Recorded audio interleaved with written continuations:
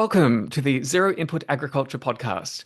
Today I have a guest who, how to put it, I think he probably had the most catalytic, crucial role in redirecting my view of agriculture and farming at a time when I absolutely needed it. I read one of his books and it changed my approach entirely. So I have a lot of gratitude and warmth towards Steve Solomon. Let me think if I can summarize quickly what I know about him. He has a long career of seed saving. He ran a small seed company in the United States way back when. And I have vivid memories of you saying you were so poor that you were living off the dried beans when they like aged out a little bit, but you had to keep yourself going with that enterprise. He later moved to Tasmania to continue that work of developing lower tech methods for farming and writes extensively to share that information with people like me to change the way that they look at growing their own food. But I'd love to hear your introduction to yourself, Steve. So, Steve Solomon, tell us a bit about yourself. Wow, I've never been asked that question before. No, I don't know what's special about me. I guess all my life I've been seeking the meaning of life. Uh, I've been a philosopher and a spiritual seeker, uh, and it probably arose out of a very difficult childhood, uh, being a member of a family that wasn't quite ready to accept somebody like me. And uh, they were very conventional middle class Jewish people. Uh, Nothing wrong with them other than they were very conventional middle class Jewish people. Mm. Yeah, I've known a lot of them. And anyway, uh, uh, I uh, I have a violent nature. Uh, uh, I had one girlfriend. She looked at my horoscope and my chart, and she said, "You got to promise me that there'll be no violence." Or and I said, "Where does that all come from?" She said, "We're a Scorpio, and I looked at your planets." And uh, anyway, I've had to learn a great deal of self-control this lifetime Hmm. because of that. I'm also, I was nearly a brown belt in Taekwondo at one point before I got punched in the head and lost the hearing in one ear and a whole lot of brain and nerves. Hmm. Uh, so I gave that up. Uh, and um, I suppose the thing that pushed me into what you would consider, my adult career, was the fact that I was never able to work for anybody as an employee very successfully. Hmm. Um, Either I was too innovative or I just got bored out of my socks doing the same thing over and over and over again. And uh, oh, by the way, if you hear a few noises here, there's a fellow washing the windows. Hmm. Hmm. And It's okay. he's just on the other side of the window here in my room. That's all Um, fine. yeah. Um, so anyway, um, in my late 20s, I discovered that I could create my own work, my own income. And I started to do that. And so now I'm no longer an employee. Now I'm doing business. Um, and when I do business, I discover that I get lied to, cheated, deceived, used, all kinds of things, unless I'm careful. Hmm. And there's always somebody out there who's cleverer than I am and have you ever heard that old saying, fool me once, it's your fault? Fool me twice, my fault. Hmm. Hmm. Yeah. So I was put through a lot of that sort of stuff.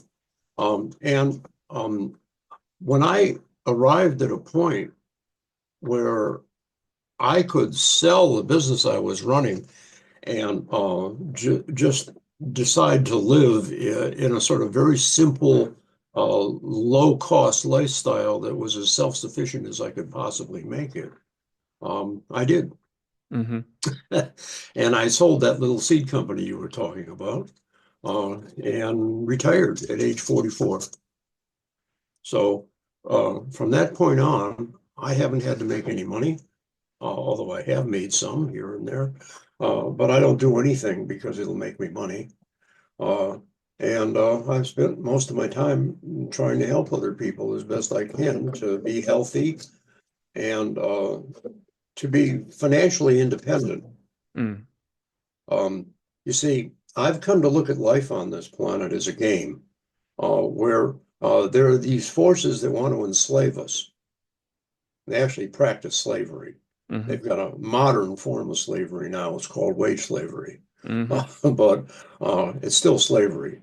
And I'm not the sort of person to be a slave. Mm. See, I don't like that. And I think I would probably resist it to the death. I don't know. I've never had to. But I think I would. Uh, anyway, so I've been looking for ways all my life to um, step outside of the economic system and to reduce my dependence on other people as much as possible. On the other hand, I do like people. I'm just awfully fussy at Hmm. this point. It's almost as if, and I've followed a similar path. I managed to get onto my farm in my early 40s too, and basically, stick my tongue out at the typical wage slave system. That it's almost as if we fill the niche that like gentlemen scientists in the 1800s used to do. That they had just enough independence and freedom and a little bit of resources that they could do things that nobody in history had ever done before. Yeah, yeah, I think there's a value in having an aristocracy. Hmm. Uh, we're going to get so far from gardening. Um, did you ever read Aristotle's Politics? It's on my list of things that I have to get to. Well, I'm going to encapsulate it for you, hopefully in 5 or 6 sentences. Mm. Okay. Aristotle said that there's only six possible kinds of government. Three of them are good, three of them are bad. Hmm. There's a government of one, and there's a good and bad kind. And there's a government of a small number of people, a good and bad kind. And there's a government of many people who control it, a good and bad kind. Hmm. Um, the good form of a government of one is a king. He's hereditary, he's socially above all other people in the country, and he will make usually decisions based upon the greatest good for the greatest number and what will make the country the best. So, trouble with the king is it's hereditary. Hmm. A bad government of one is a tyrant, takes control of the country, uses it for his own personal aggrandizement, and uses it to advance his own interests against everybody in the country. Mm. Very bad. Mm. Uh, a good government of a few is an aristocracy, a hereditary class of well-educated people who uplift the population and keep them healthy and manage everything, kind of like Tibet before the Chinese got there. Hmm.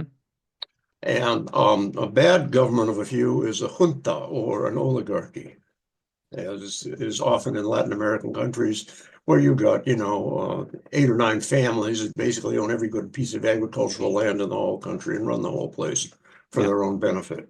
And Um, extract as much as they possibly can without bringing it down. that's correct. This might actually be a good description for the United States and Australia. Hmm. Hmm. And then you've got a government of many and a bad, let's go the other way around here. Bad government of many is a democracy where everyone votes and everyone votes in what they appear to be their own self-interest. They vote for the free chicken in every pot that is promised to them by corrupt politicians and demagogues who actually end up then being tyrants. Mm. That's a government of many. Bad government. That's democracy. A good government of many would be, well, it would be called a polity in the old days, where the voters in the system have to have certain qualifications that make them inclined to be able to make good decisions. Mm. So at the time the American colonies became states, they formed the United States. To be a voter, you would basically have to own free and clear a 2-bedroom brick and tile house on a quarter-acre block in a decent suburb. Mm. And if you had that much wealth, you were a voter. Uh, so, most people didn't vote. but it tended to produce decisions that were made in the greatest good for everybody. Because only somebody who's middle class and well financed can afford to make choices that may not benefit him immediately or may actually cost him something. Make sense? Mm-hmm. Yeah. So I don't know how we got off on this sideline. That's the trouble when you get to be 82 years old. Uh, I have better forgettery, we call it around our house, than a memory. Uh, yeah. You give me hope that I've got what 30 years of good farming ahead of me to actually push some projects to a point where they're worth sharing. So yeah, you've Oh, given me some hope. yeah. Well, listen, we'll talk about how you can live longer too and feel better. Yeah, sure thing. So steering back onto your work with agriculture, I guess in the broader sense. Yeah. How did you get into that from this kind of untamable scholarly starting point in life? Well, I got to tell you that the beginnings of it. Oh, good. This is going to lead into this is excellent. This is going to be a good line. Uh, I'm a writer, and I can see Hmm. where this is going already. Mm. When I don't know why. I spent I went through a divorce when I was in my late 20s. And being Jewish, I didn't know what to do with myself. I thought, well, maybe the sort of left-wing socialist kibbutzes in Israel might be a different sort of a community where I might feel at home and enjoy that life. Hmm. Uh, and being Jewish, they rolled out the red carpet for me because the government there believes, that their job is to get me to come and live there. Hmm. So anyway, I spent 6 months there, and it wasn't really where I wanted to be. Mm. I discovered that being Jewish was only a small part of me. And I shared that with the other Jewish people there, but it was only a very small part of me, and the rest of me was didn't supposed to be there. So anyway, I went back to the United States. But something about working on a farm, maybe that's what it was. Hmm. Although mostly all I did was pick apples. Uh, but anyway, there I was with a new lady friend living in Los Angeles, California, with a little business. And the business was typesetting, and it was done with a piece of office machinery that you could put on a desk and have in the dining nook of your cockroach-ridden apartment in the poor neighborhood of Los Angeles. Hmm. Okay. And so there I am starting this little business out of our dining room, basically. And I subscribed to Organic Gardening Magazine. Why did I do that? I don't know.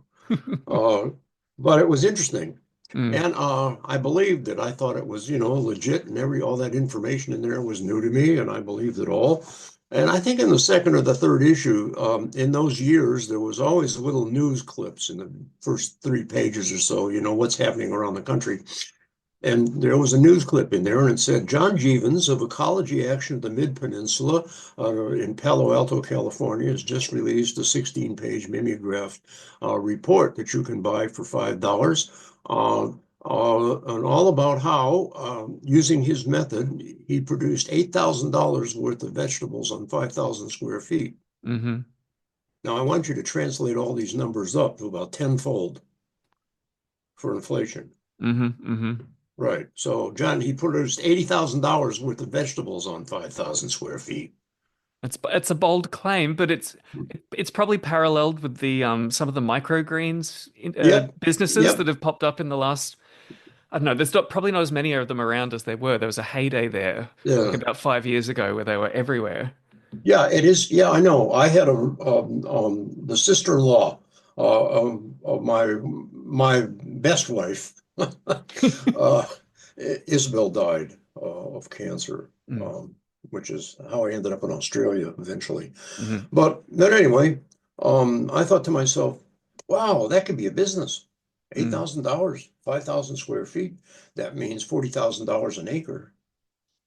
Um, that It's a lot of money in 1972 or three. Mm-hmm. Mm-hmm.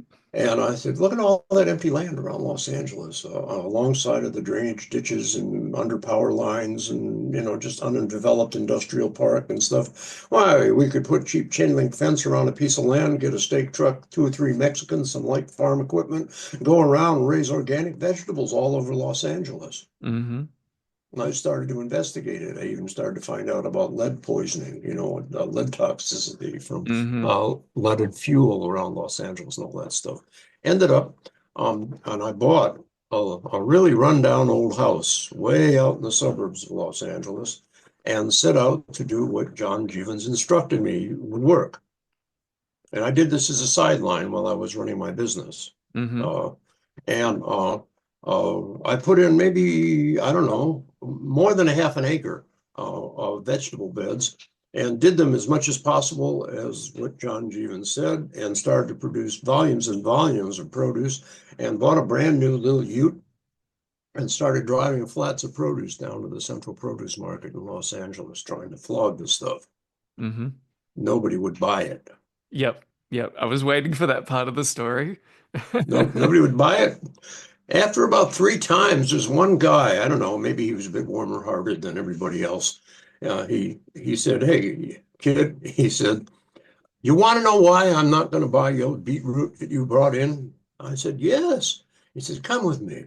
And he took me into the back room, into the cooler, and showed me these flats of beetroot that he was selling, that he had got from a farmer. They were arranged like with Japanese precision. Mm-hmm.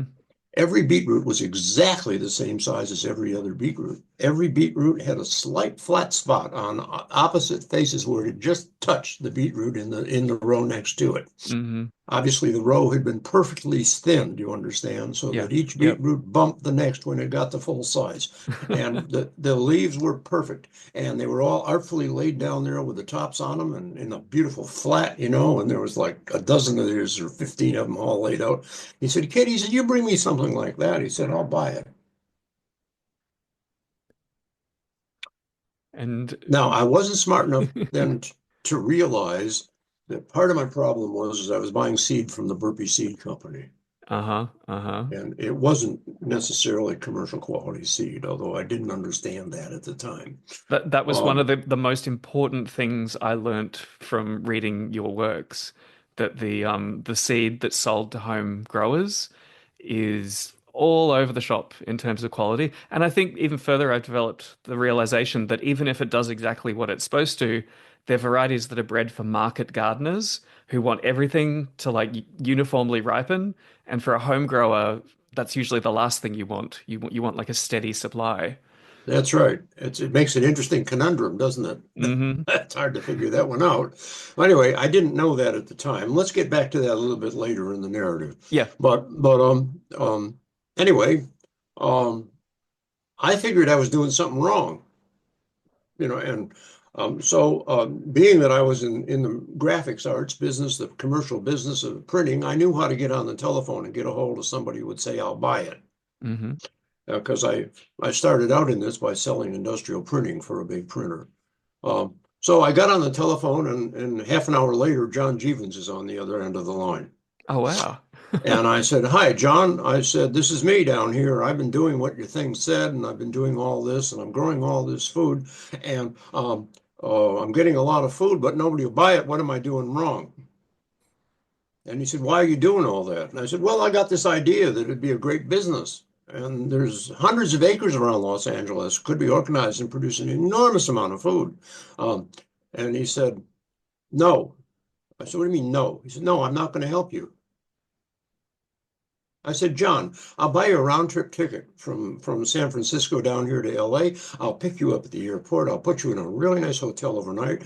I'll buy you dinner. All I want is 2 hours of your time and a visit to my garden, and tell me my mistake." He said, "No." I said, "Why no?"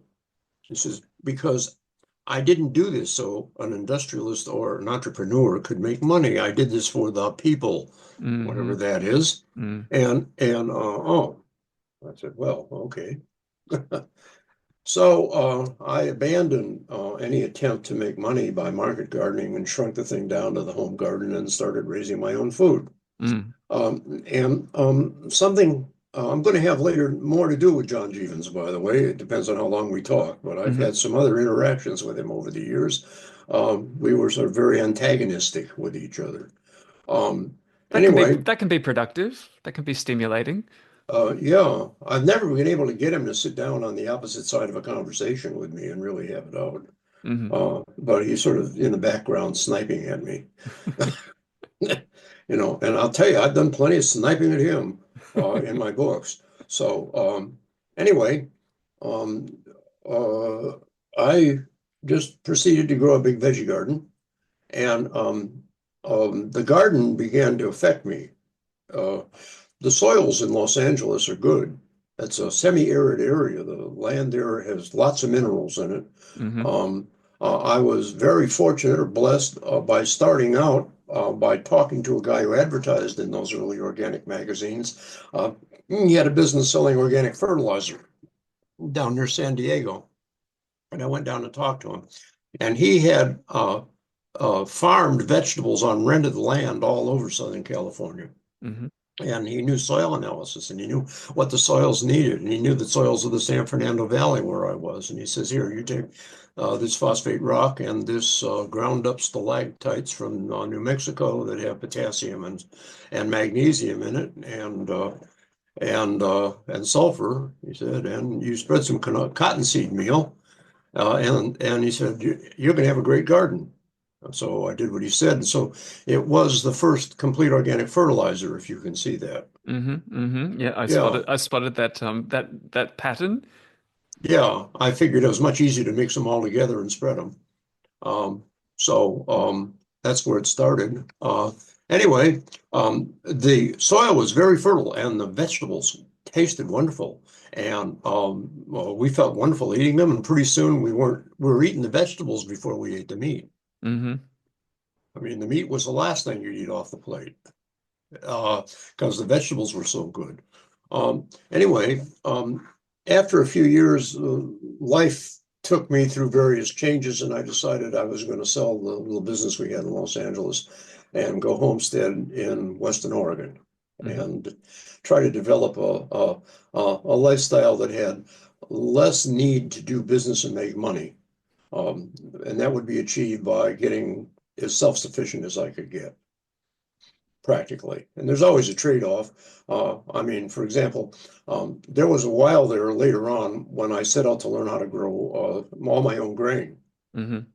right? And in plots of about 200 square meters each. Mm. So I got several bushels of wheat off of a plot and so forth. Anyway, after I grew a lot of different kinds of small grains for a few years, I concluded I'd be better off to pump petrol at the local servo for minimum wage, pay my taxes, and then go to the organic store and buy bags of organic grain. Yeah, yeah. And I'd end up financially ahead.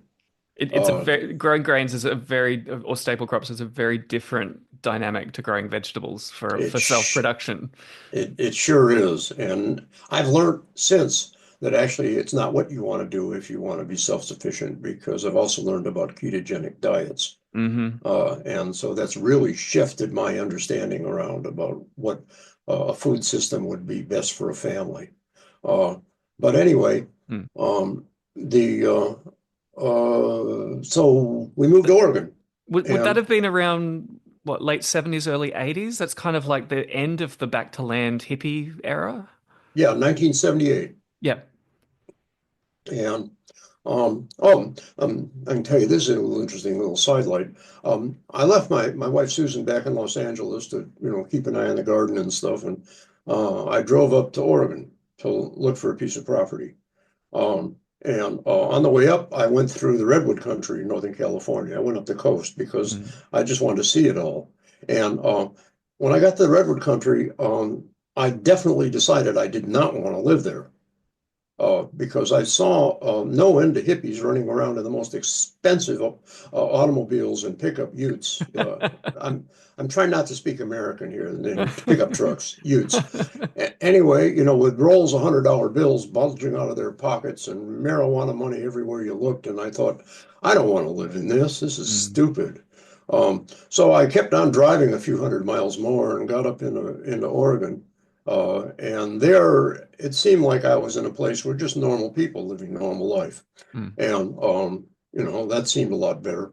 And I ended up buying a 5 acre parcel on a slightly east-facing hillside, not very steep, with some land toward the bottom of the 5 acres. It was flat enough you could grow stuff, Mm. and looked good, and bought it. Went home, told Susan we had a place to live. We packed up and moved up there and put up a tent and got a mobile home. Anyway, Mm. there we were, free and clear, and 5 acres. And I did not appreciate that 5 acres was a piece of absolutely ruined soil. Yeah, yeah. I didn't understand that. All I saw was a green grass. Uh, uh, I had a better insight into it somewhat later when I was sort of exploring my own property. And uh, right next to my property on one boundary was 3 acres of old growth Douglas fir. Oh, was that beautiful? Walking in there was like a cathedral. Hmm. Uh, and but to get in there from my property, you had to step up over an old fence, and the soil on the fence line went up 30 centimeters. Oh no. So all of your topsoil All 30 is gone. centimeters of topsoil off of my property was gone. Yeah, yeah, That's right. And all that was left was a silty clay subsoil. yeah. And I didn't know that. And I didn't also appreciate the fact that Oregon gets a meter of rain every winter, unless you're near the coast, then it gets 2 meters. And it's sort of like the west coast of Tasmania compared Yep. to the part of Tasmania where everybody lives. And the rain happens at a time of year when there's no plant growth. Hmm. It happens during the winter. So, and it's just a tad colder there than the winter than it is here. Hmm. And I don't know if you've been in Tasmania in the winter. It's very much like Oregon, which is why I'm here. Yeah, yeah. Uh, that's what first attracted me to this place.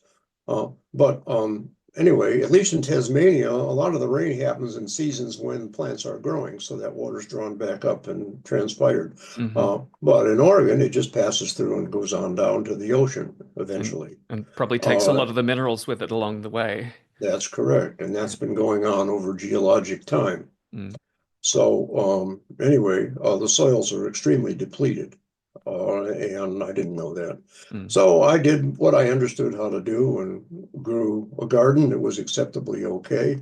Um, and a couple of years later, I figured out a business to do off my homestead. I spent the first couple of years thinking about what it might be, and I went into the seed business hmm. and and put in a trials ground. Uh, and uh, a trials ground is different than a vegetable garden. A trials ground is grown for information, not for food. Mm, Uh, and you got to find out some things about a packet of seed that you would not see if you grew them in a usual vegetable garden unraised bed most of the time. mm, So this trial ground was laid out in single rows, and the rows were 1,200 millimeters apart, center to center. So there's a walkway between each row, and the larger plants were just in a single row down that line. And smaller plant like carrot, there might be a double row of carrots straddling that line, hmm. you know, and that way I'd only have to use maybe 3 meters or even a meter and a half or 2 meters to grow enough carrot row length that I could pull out a bunch and lay them out on the ground and see how uniform they were. Hmm. Yeah, and eat some and let them sit in the ground and see how well they kept. And uh, anyway, I started growing vegetables down there and making observations on them, and then selling them described the way I actually saw them, Yep. Yep. which is unusual in the seed business. Uh, and most people in the seed business are entirely crooked. So kind of there's a P.T. Barnum kind of effect in writing most seed catalogs. That's it. That's it. That's a good way to put it. Yeah. You know, now there's nothing wrong with writing catalog that makes the buyer want to buy, but at least you want to make them buy by telling them the truth. Hmm. So, anyway, uh, I ended up with probably the most successful mail order business startup that ever happened in human history. Hmm. Hmm. And I'm not bragging. I don't know if you know much about the mail order business. At this point, there isn't even one anymore. But in those days, what you did is you printed a catalog and you sent it out by post to somebody whose name you got somehow or other. Or in utter desperation, the post office dropped one off in every mailbox on the route. Hmm. And it was a lot cheaper postage that way. You didn't even have to have a name label. It just went to occupant. Uh, but anyway, you sent them a catalog and hope to get an order back. And most people in that business thought they did quite well when they got a 2% return. They had to send out 50 catalogs to get one order. Hmm. Uh, yeah, well, if it cost you 25 cents to send out a catalog and you had to send out 50 of them to get an order, the order would have to be pretty big to make $12.50 worth of profit. Yeah. Yeah. Yeah, so anyway, I I did the best I could. I bought the best mailing list I could get, which was the Organic Gardening and Farming Magazine subscribers. And I could buy that by postal code.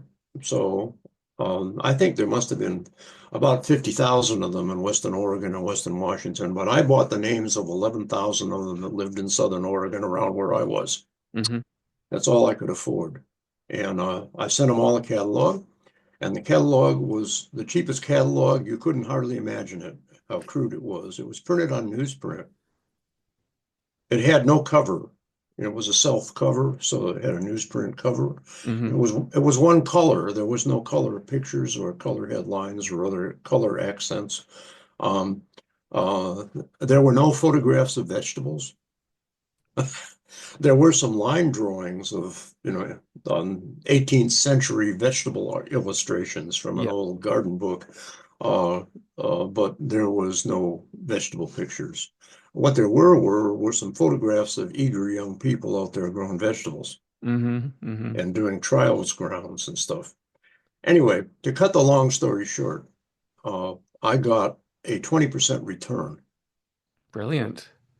Yeah, it was impossible. Um, and and also I didn't make any money because I didn't know how to run the business. It was the first time I tried it. I didn't charge quite enough for the seeds.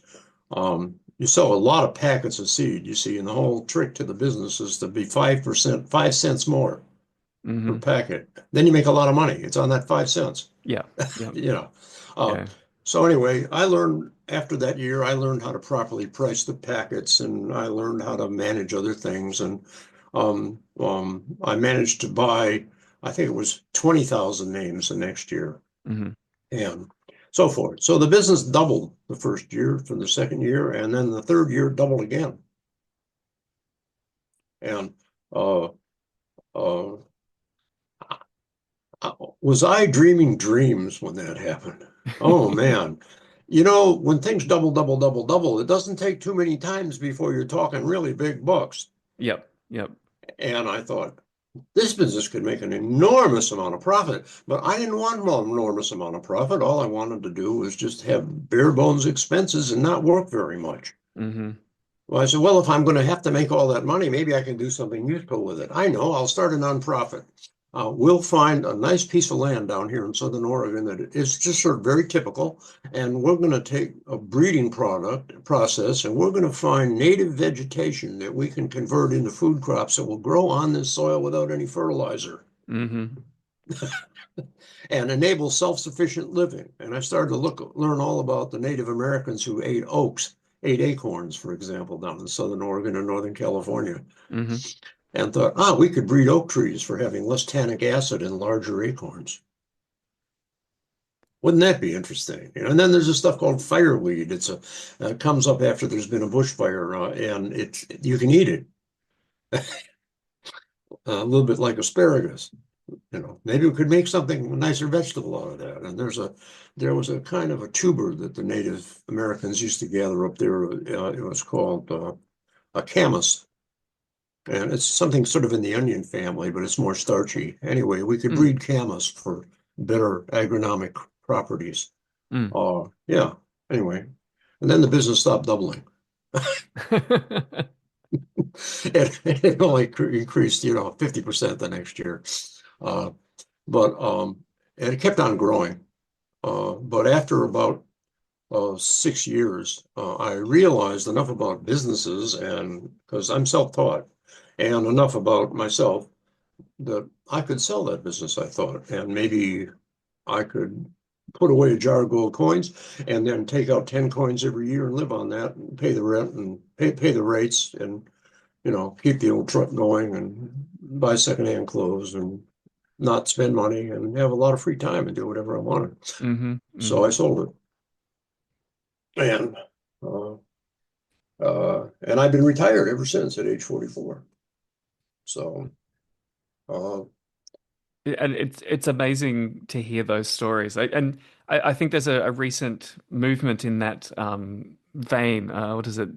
Diary of a CEO or someone, or the 4 hour work week. Like there's all these pe young people realizing that just chaining yourself to the system and assuming that it's going to look after you isn't the only way that you can approach, the puzzle of life, the game of life, as you say. yeah. And uh, yeah, because the game of life actually is these slave masters who want to enslave you. Hmm. And your game is to win free of that, you see, and live independently Mm. and have liberty. So, Oh, um, now we often talk about crop breeding. Do you do any breeding work, or are you more a connoisseur of established varieties, particularly heirlooms? I think you have your own yeah, particular perspective on. yeah. Actually, I've done some plant breeding. Hmm. Um, because back in Oregon days, I was interested in how do you achieve food independence um, without fertilizer, Mm. without money, say, without pesticides. What can we grow?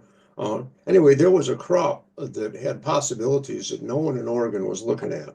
And it's the tick bean. It's a small seeded broad bean. Hmm.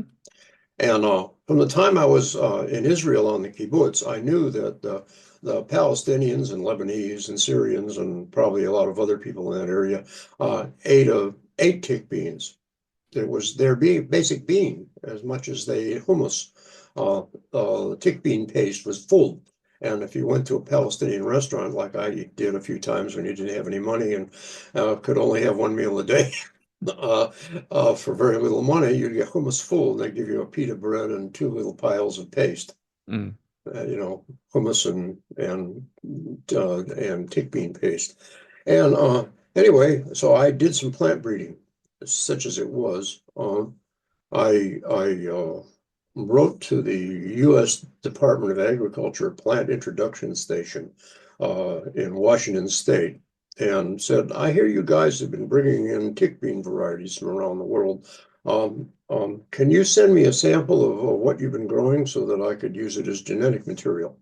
Well, I got 4 packets of seed in the post. Each packet had a couple hundred seeds in it. Hmm. They're small seeds, by the way. They're Mm. they're much smaller than the big broad bean seeds you probably think of, and they were all different colors. Every packet had 200 different varieties in it. Oh, wow. It was somebody went to the market. One packet was named Afghanistan. Mm. So some plant explorer had gone to the market, in Afghanistan and bought a kilogram of broad bean seed that was for sale in front of somebody. That's all, and got some from here and there and assembled a gene pool of what they could find in Afghanistan and bulked it all together. And then they grew it every few years in Washington to keep it going.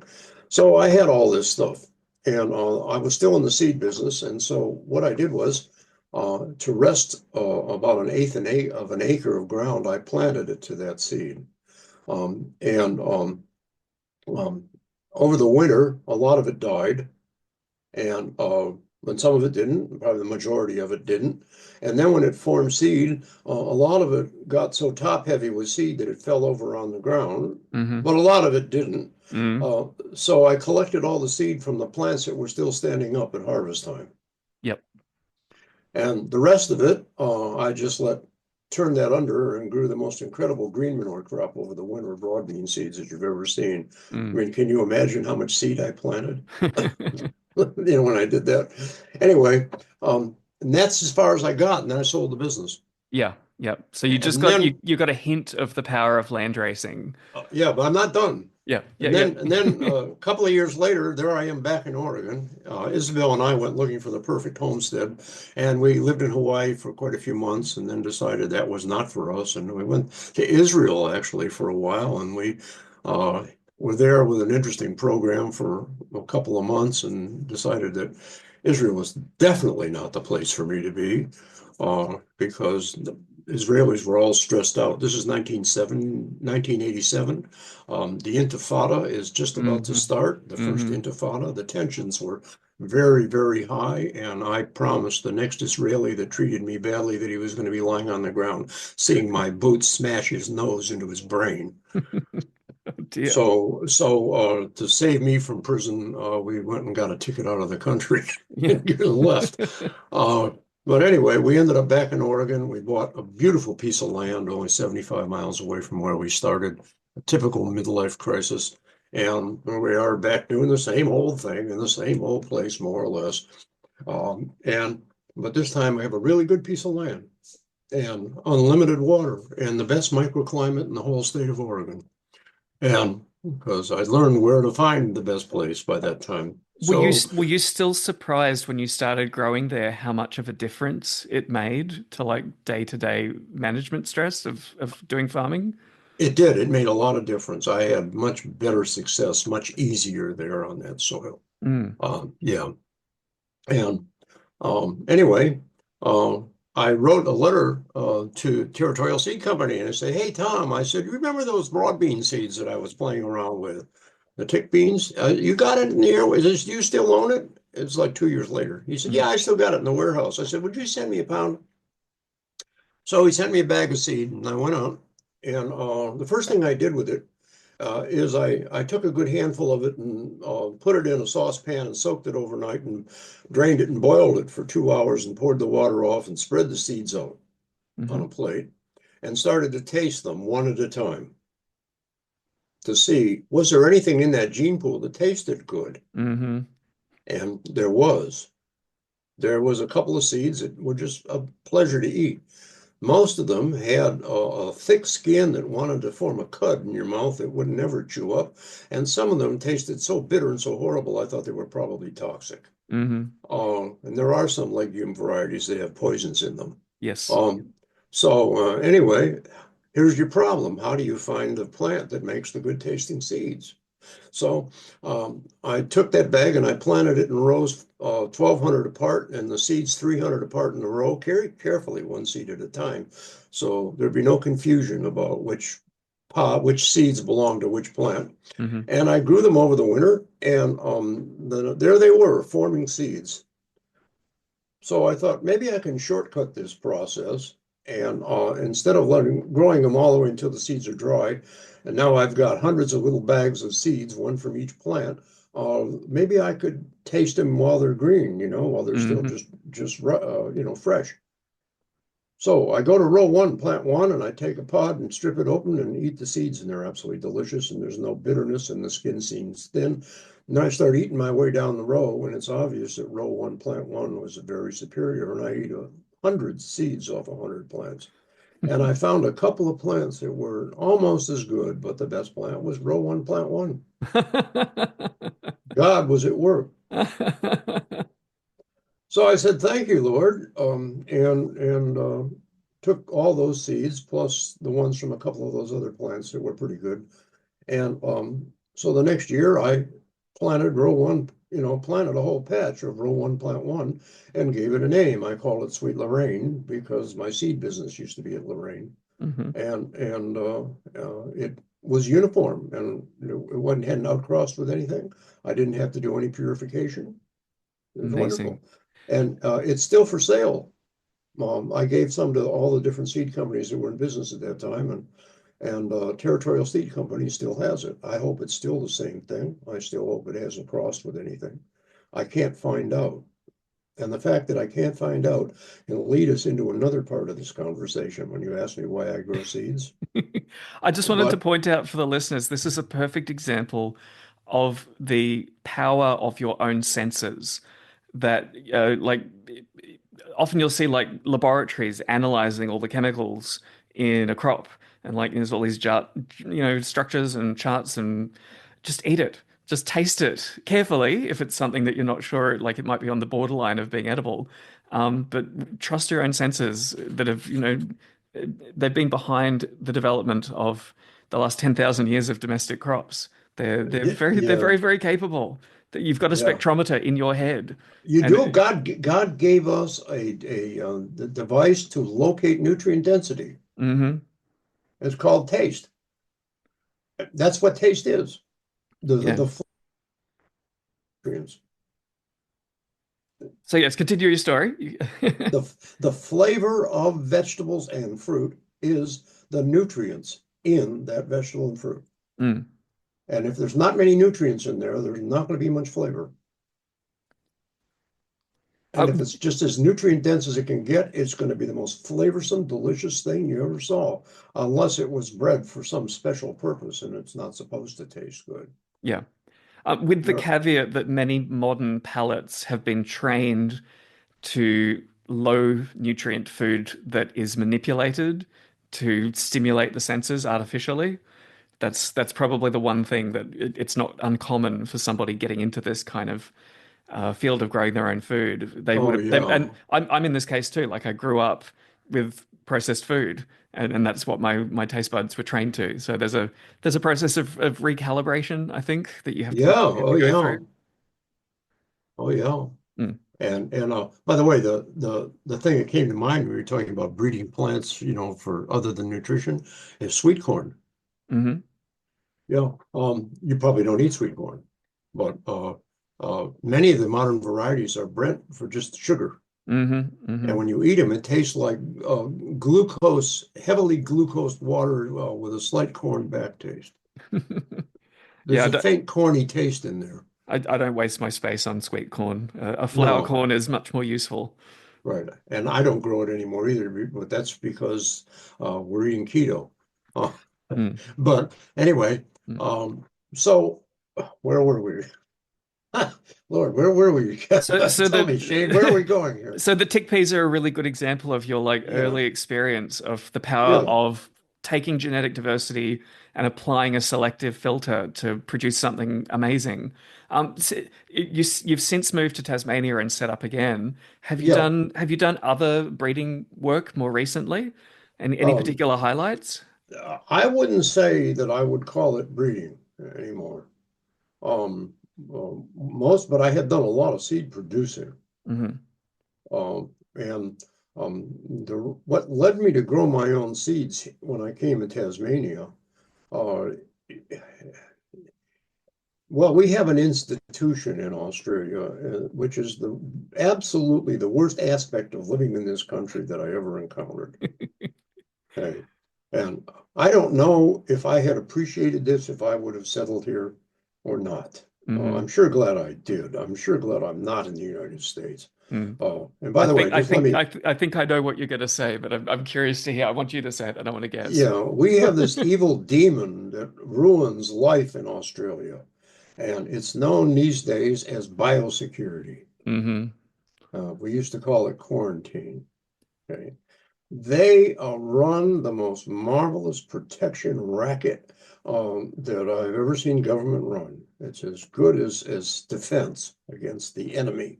Hmm. Uh, yeah, quarantine is valiantly working to protect us against the next, what, rabbit? That's the idea. Though That's the idea. It our justifies them. our Department of Primary Industries routinely introduces new like pasture legumes for the cattle industry, and Yeah. they regularly turn into like the next lantana, the next prickly pear, to varying degrees. Yeah, well, listen, it's not just because they hassle me and have made my life less bountiful, which quarantine has done. Mm, Okay. It's harming all of us. Okay. Uh, but it's that, see, most of what quarantine does is to forward business interests. yeah. And if they wouldn't make a regulation unless it forwards a business interest. And we have a way of, Trump is kind of bringing the world back to the way it really used to be. If I don't want to buy your tomatoes, I put a tariff on them, Hmm. or I just prohibit them and say, you can't sell tomatoes in my country. I want my tomato growers to sell us tomatoes. And if you don't like it, that's too bad. Mm, That was the old days. But now we have these free trade agreements, you see, and we can't tell somebody we don't want to buy their stuff. But we have to find an excuse. So here's the Japanese, for example, and they have quite a strong desire to be food independent nationally, mm, uh, because they can be isolated by people with stronger navies. This is what happened in the Second World War, and so they won't import rice, for example. They support the domestic rice industry even if they could buy it cheaper from somewhere else. hmm. Yeah. Well, Indone they don't want Indone our tom. Go ahead. Indonesia just started doing that for rice as well. What? No, refusing imports? Yes, yeah. Oh, So those bastards. yeah, Excuse so me. local prices have gone up, but enough that farmers can actually grow rice for Indonesians in Indonesia now. It's worse than that. I don't think you realize. Oh man, I went to Bali. I was taken there with a couple other people by a man who knew Bali. Mm, He knew Balian people. We visited people in their homes. Um, anyway, uh, it's rice, you understand, in Indonesia. You eat mm, rice. mm, Yeah, that's all they have basically is rice. The rice in Bali was terrible. It was awful. It was tasteless. It was tough. mm, And I asked people about the rice, and then I got the story. Okay, and this is what happened.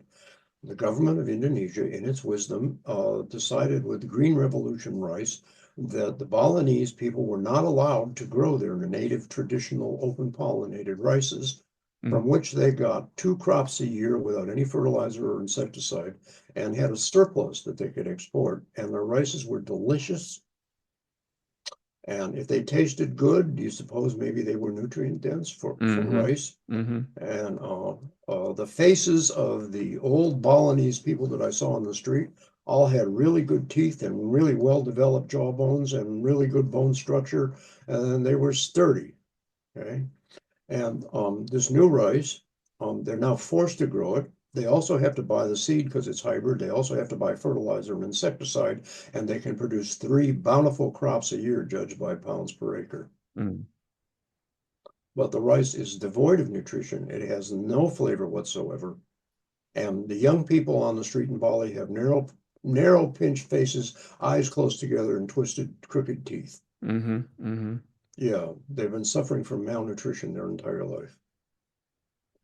So, uh, It's a pattern that's played out over and over again. yeah. Anyway, I'm sorry I got Mm, a bit emotional, but I like the mm, Balinese people. mm, mm. They're very special. Uh, anyway, uh, we're talking about quarantine. Oh yes, yeah. Yeah, and they're so And Tasmania is behind right. two levels of quarantine. Like you can't even get things from mainland Australia. So Interpoint. That's yeah. right. We have that on top of that. Yeah, we have the Mm, state quarantine. Now, here's how it works. There's a business here in northern Tasmania with really big greenhouses that grows tomatoes and capsicums and exports them by air into Japan. hmm.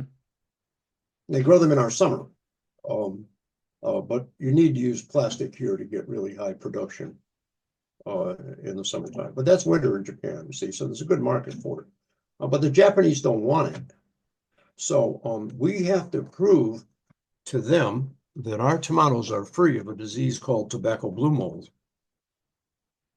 okay? Hmm. Which our quarantine does. Now, there's almost nowhere in the world that's free. The whole island is certified free of tobacco blue mold. So then they can't say no to our tomatoes. Hmm. Unless they can come up with some other excuse. So to demonstrate that, the quarantine down here grows 20 little gardens in 20 people's backyards. And in these gardens are plants that are super susceptible to tobacco blue mold. And then the quarantine guys drive around in their white new state cars with their little beagle sniffer dog to keep them company. And they go and examine these gardens and make sure there's no sign of tobacco blue mold. And then all of those gardens being free of tobacco blue mold, they then certify the island has no tobacco blue mold and the Japanese have to buy our tomatoes. Hmm. Hmm. Who pays for that? I guess I do. yeah, yeah, I because do. you're not allowed to get resistant genetics if you want to grow your own tomatoes. Well, if I want to import tomato seed, Mm, I have to go through a procedure to make sure that they're not bringing tobacco blue mold with them. mm. And the procedure varies from time to time because, they keep changing their rules. Uh, anyway, it costs like $40 a packet for them to open the packet and put a pinch of Ridamol, which is a dry powdered fungicide, into the packet and seal it back up again and give it a shake. Hmm. 40 bucks. Plus a lot of paperwork. But Plus, you got to have phytosanitary certificate from the country of origin that says that an inspector there has looked at it and it doesn't have tobacco blue mold. And and this costs money. And most seed companies are extremely reluctant to get involved in this mess. mm, So basically, I got a guy to go into the seed business down here, but he describes being in the seed business as death by 1,000 cuts. yeah, yeah. Just one insult after another stop after another. He's got the seeds in transit and they changed the rules and they refused to allow them to come in after they before said they could come in. I Even finding out what they will allow and what they won't allow is a drama. I guess it's kind of tragic because I think you share my view on this. As the future unfolds, food production is going to have to go back into the hands of the people who are eating the food. There's going to be an inevitable decentralization of these giant conglomerate industrial farms for a whole host of reasons. And for people to be able to do that, they need genetic diversity. They don't They just need do. that one perfect variety that grows in a greenhouse to export at maximum profit. Yep. Interesting problems, isn't it, Hmm. Jane? Yeah. So, anyway, Did you want to tell me more about your opinion on heirlooms that are available in circulation?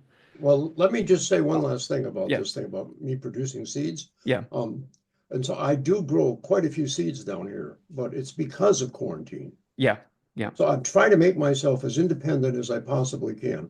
Uh, so I save my own tomato seed, I grow my own pepper seed, I grow my own eggplant seed. I have a variety of beetroot, which it's just a superior variety. So I Hmm. grow my own seed for it. I When I first came here, you couldn't bring in lettuce.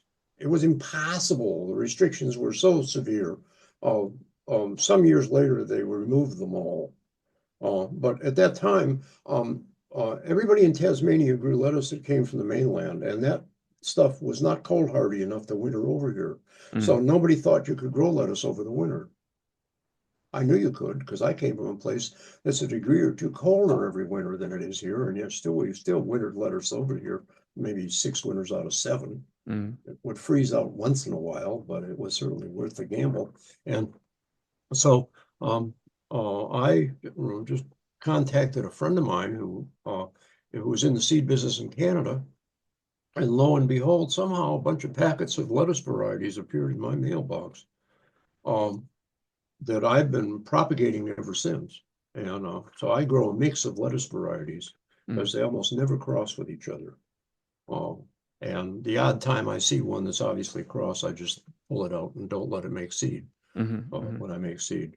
But anyway, I usually produce lettuce seed every year. If I get a patch that wintered over in good shape, I just let it make seed. And I can get a kilogram of seed off of I don't know, a couple of square meters of lettuce. Hmm. Hmm. So anyway, Mm. I grow that. And uh, as I get older, I would prefer to buy my seed at this point if I could. Hmm. But all right, so I've rambled on that long enough. You wanted to talk about heirlooms. Yeah, I like you've been in the seed industry for so long that you've probably seen like the birth, and now I think it's just past the peak enthusiasm for heirloom varieties. How have you seen the attitudes and perspectives and your own opinion on heirloom vegetable varieties change over like the Uh, last few decades? why don't I tell you how my attitudes changed? Yeah, yeah, tell me what you think. That's a better story. Yeah. Uh, so I went to the seed business in 1979, Hmm. and the first catalog said 1980. And it came out in January.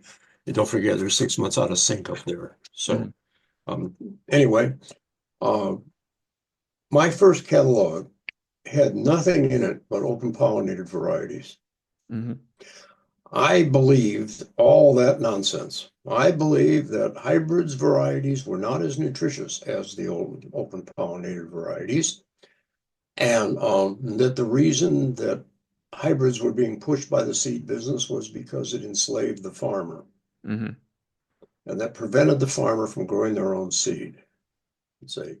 And so this was part of the global control suppression network, and we needed to resist hybrid seeds and grow open pollinated varieties.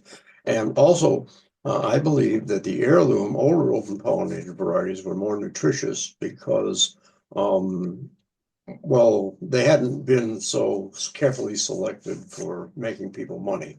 Hmm. Would you say that's a fair representation of that school of thought? Yeah, yeah, that they were the main arguments in favor of heirlooms, I think, around that time. Yeah, yeah. So my first catalog had nothing but open pollinated varieties in it. And um, at that time also, even though I had a small business, there was still a lot of independent family-owned vegetable seed businesses left in the world. They've all been gobbled up now. Mm. They're all gone. But in 1979, if you could buy $1,000 worth of seed from one of these people, they'd do business with you. Mm. Hope it wasn't much of an order. I mean, it was piddling, but they would, hoping you'd do well, they'd be willing to give you a shot. It's not that way anymore. Mm. Now, if you want to deal with the big boys, you got to talk to them about buying 50 or $100,000 worth of seed at least before they'll even deal with you. Hmm. They'll send you to one of their distributors, and buy it at the next level up. Mm. But anyway, the first year, what I did was having no experience other than as a gardener and not really knowing and new to the territory. I'd only been there for a couple of years. Oregon State University had published every year, a sort of garden guide for people, and they had recommended varieties. Hmm. So I got copies of these going back some years and made a list of all the varieties they recommended and um, built my catalog around those. And uh, it turned out that there was just this one seed company that produced most of them. And it was called the Desert Seed Company. Hmm. And so I ordered most of that stuff, all the open pollinated traditional varieties. And Desert had a production warehouse not too far from where I lived, up near Portland. And so all of my seeds were sent to that warehouse so that I could pick up the whole thing at one go. Hmm. And shortly before Christmas, I went up there to fill up the back end of my hatchback car with $4,000 worth of seeds. And the manager heard that I'd come in and being a new customer, he came out and invited me in for a cup of coffee and a get together chat, and say hello. So we're sitting there talking, and I'm green as grass, and he wants to educate this nice young man. And so he's trying to give me some helpful ideas. And he says, I want you to understand our company, he said. We have two areas we do business. He says, we grow world quality onion seed. especially hybrid onions. We're the best breeders in the world. He said, and we also grow all the open pollinated traditional home garden varieties. He said, our company supplies every packet seed company in the United States, just about. Hmm. So, and he said, when you buy our seed, he said, there's a couple things you should understand. He said, it won't be as uniform as commercial quality vegetable varieties because that enables us to produce the seed at much lower cost. Mm. He said, but he said it will germinate really good because we supply everybody, and so our seed doesn't sit in the warehouse for 5 years before we sell it to you. It's Mm. everything you get from us. It's going to be no more than 1 year old, Yeah, high turnover. and yeah, and so it'll germinate really good. And he says, and if it comes up, he says, when the garden plants a seed, and then if something else doesn't do so good because the seed is crap, then parenthetically unstated, then he said, it won't matter because this is a direct quote. I've never forgotten this. He said, the gardener's not a critical trade. You can sell the gardener the sweepings off the seed room floor, unquote. I And remember that part from Gardening When It Counts. I yeah, highly recommend people get that book. yeah. Oh, that's right. You've read my book. So I'm telling Yeah. you, this is bits and pieces of this I've already related here and there. So anyway, I thought to myself in the moment, well, I'm stuck with this seed. I have no choice now but to sell it. My catalog's going in the post. It's all written. And it will germinate. I said, but I got to find something better as fast as I can. I need a trials ground Mm. immediately. So I put in a half-acre trials ground and I started to deal with my trials very seriously. Yeah. And I wrote a letter to all the major vegetable seed companies that I could do business with and asked them for samples for trial. They don't charge you if you're in the business. They just send you like a garden packet Mm. of anything you ask for, no charge. Um, so I asked for samples of all the open pollinated varieties in their catalog. And they gave them to me. And they also, those clever Dutchmen, inserted the odd packet here and there of one of their hybrids. Hmm. And I had a little extra space in my trials ground, and I thought, well, maybe I'll have a look and see what these evil hybrids look like. So I grew them. And here's what happened. The hybrid seed germinated really fast, grew really strong, was extremely productive, made a lot of whatever it was, and all of them tasted really good. Mm. And the open pollinated seed germinated slowly, oftenated germinated poorly, grew slowly, produced much less than the hybrids, and didn't necessarily taste that good. Mm. Hmm. What do you make of that?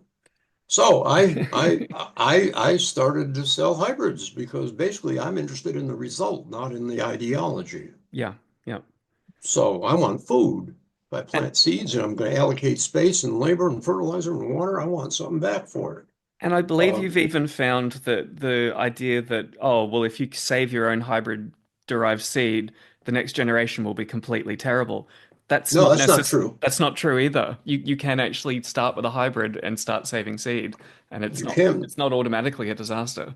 No, in fact, not only that, the seed you save may be a lot better than the cheap seed you buy off the seed rack of that cheap seed company. Hmm. You see, because what the Desert Seed Company does is well, I'll tell you what they does. When I was in the seed business, the Oregon State University had a really good plant breeder named Jim Baggett, and Dr. Baggett ran a big trial ground, like 20 acres, on really good soil right along the Willamette River. And I'd go up there a couple times a year and cruise his trials, and he'd usually walk them with me, and we'd talk about what we were looking at. And he was a very nice man. He taught me a lot. Uh, anyway. So cruising Dr. Baggett's trials, we come on his broccoli trial, and there he's got like 15, 20 different kinds of hybrid broccoli, a dozen plants of each, in rows, kind of like I described in my trials ground. And uh, in that trial, there were three varieties from the Desert Seed Company, Hmm. and the rest of them were commercial quality hybrids. And the three varieties, which were all recommended by OSU, were called DeSico, Italian Green Sprouting Calabrese, and Waltham 29. Hmm. Okay. Uh, I wouldn't be surprised that Italian green sprouting Calabrese had been sold as Italian, as green sprouting, and as Calabrese at one time. But anyway, when you looked at these three varieties in Baggett's trial, they were all the same. Yep. Yep. So what Desert does is it grows a bunch of this crap open pollinated broccoli, and then depending on what part of the United States you live in is the name that they put on the bag. Hmm. And that's the variety that people in that part of the country tend to prefer for some reason, historically. They were all identical, and most of them did not produce good broccoli. Yeah. I believe that business practice goes back to the 1800s, like the first boom in seed catalogs in the US. Yeah, A lot of varieties were like relabeled as some, brand new improved thing, and it was just the same old thing with a new marketing label over the top of it. yeah. Mm. Oh, and this especially happened in the potato business. Hmm. Hmm. Okay, and then the other thing happened too.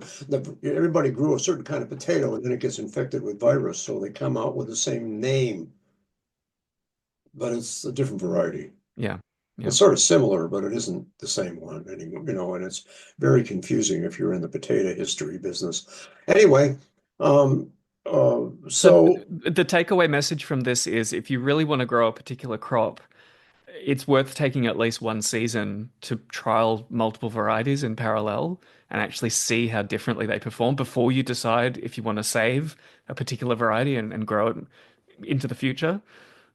I would say so, definitely. Mm.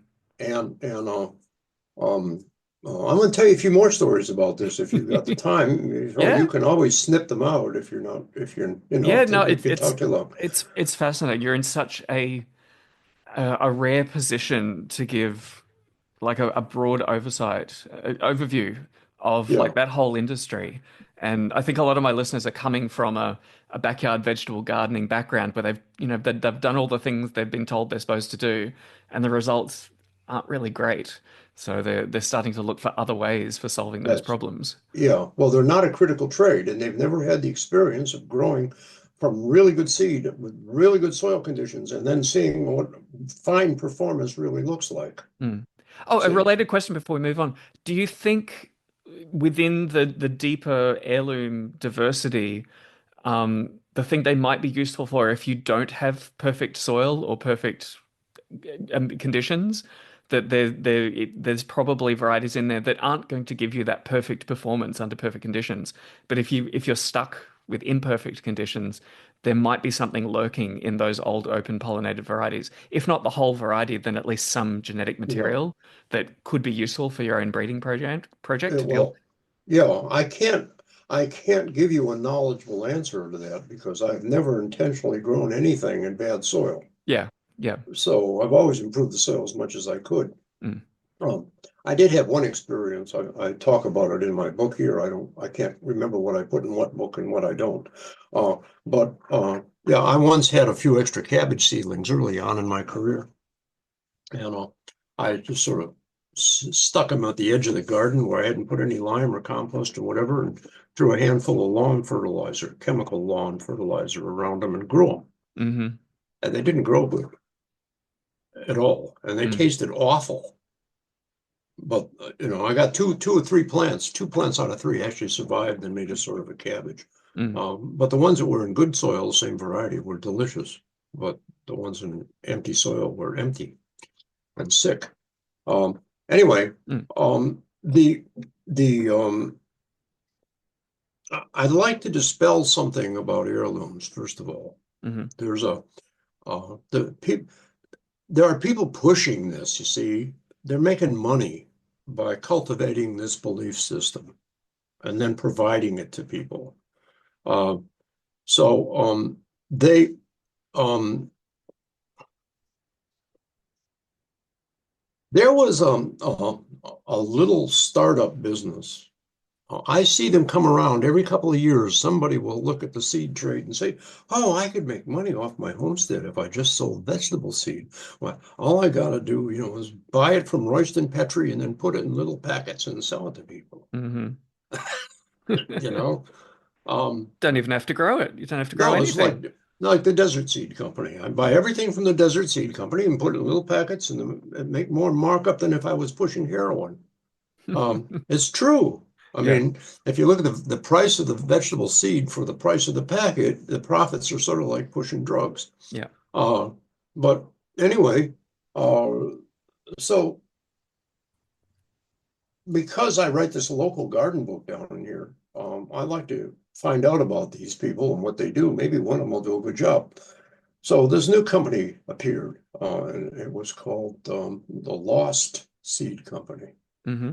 Now, I'm going to tell you the total true story because what I'm telling you is the truth. And if they want to take offense or think I hurt them, the way I think about it, it's not slander or if you're telling the truth.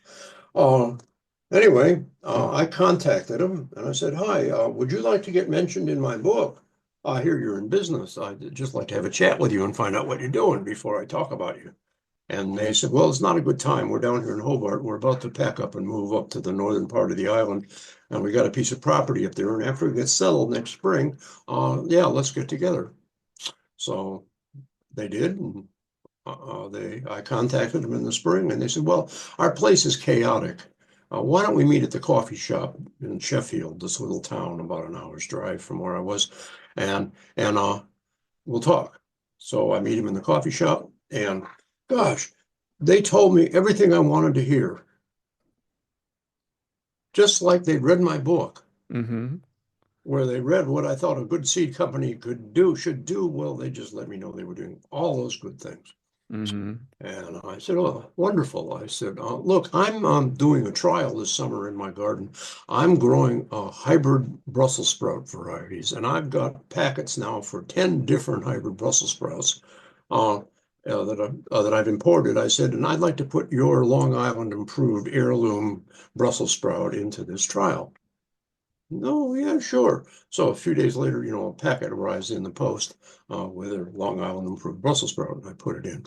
And come March, and it's early March, and the Brussels sprout plants are all, almost as tall as they're going to get, and they're all looking like nice plants. And I call them up on the phone and I say, "You really ought to come out here and have a look at your Long Island improved." And they said, "Why should we do that?" I said, "Because it's crap." I said, "I've got 10 varieties of Brussels sprouts that have made nice tall plants with nice bare stalks that haven't formed any Brussels sprouts yet because it's too warm. And if they form Brussels sprouts now, they'll just get infested with aphids and they'll be inedible. So all these varieties are bred to not start forming sprouts until April when things cool off and the aphids go away." Hmm. I said, "But your varieties started forming sprouts in about the 1st of February." I said, "Only they're not Brussels sprouts. What they are is little open-headed cabbages Oh no. and that haven't closed. It's like a loose leaf cabbage." I said, "And they're bitter and they're full of aphids." I said, "You really ought to come and see this."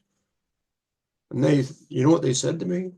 They said, "What you're saying to us could not possibly be so because that variety has been used by gardeners all the way back to 1870, and people wouldn't still be growing. And if it did, like you said, so therefore it isn't doing what you're saying."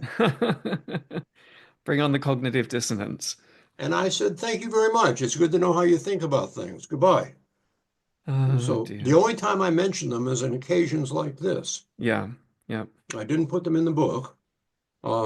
Yeah, To be charitable, the business of running a seed company, like you said, all of those mom and pop ones that knew what they were doing have all been run out of business for a they reason. have. And the ones that pop up periodically and tough it out for a while and presumably make some money, they the pressures that they're under, I think, I don't know. Anyway, that's me being charitable, but still, I'm going if to you're give you buying a. a if you're I buying a product, it should be the product. Yeah, I want to tell you another story. This is the truth. Mm. There's a guy, his name is Ben Cohen, and he lives in southern Victoria, and he has a seed company, and he grows his own open pollinated, organically grown vegetable seed. Mm. And he does grow decent seed.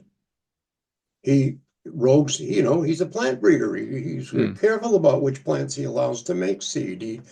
His seed is productive. It's not as uniform as some of the hybrids, but I grow a variety of cabbages that he produces, for example. Only about 75% of the plants make a decent cabbage. Hmm.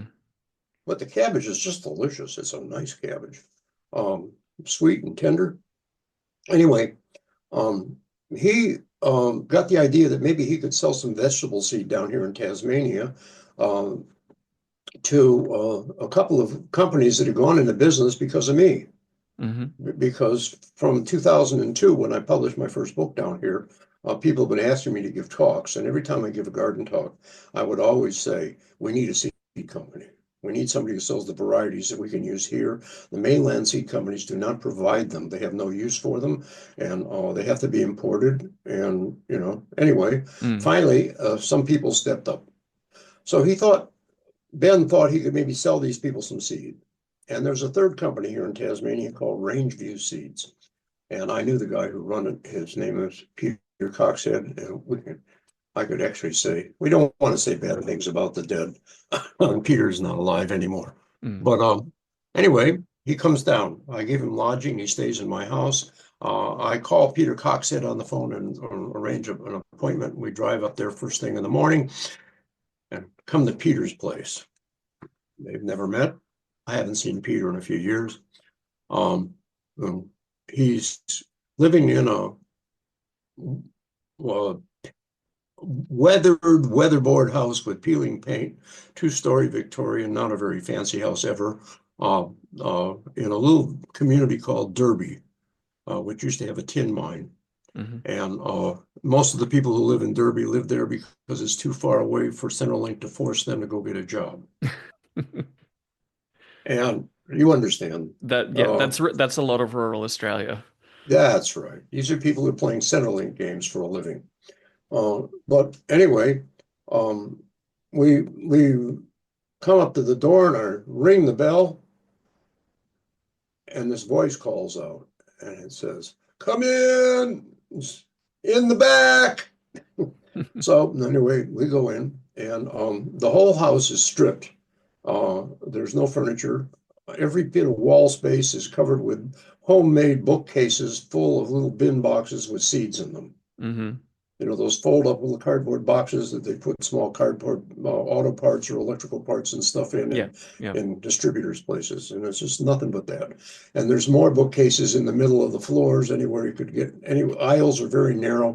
The thing is as full of bookcase storage as you could possibly have. And we go down the hallway and into the back where the kitchen and the little dining room was, and there's the office. And there's Peter sitting at a desk in absolute chaos. And he manages to find a couple of chairs for us to sit on. And my purpose in there is to expose the truth. Okay. Mm. So I went to work. I said, "Hey, Peter, as we walked in here, I saw these seeds in storage." I said, "I didn't see anything that looks like a germ lab. Have you got a germ lab?" And he said, "No." He says, "I don't need to germ test my seeds. They don't sit in here very long. And I never sell old seed." Oh, uh, thank you, Peter. And I said, "Where do you get your seed, Peter?"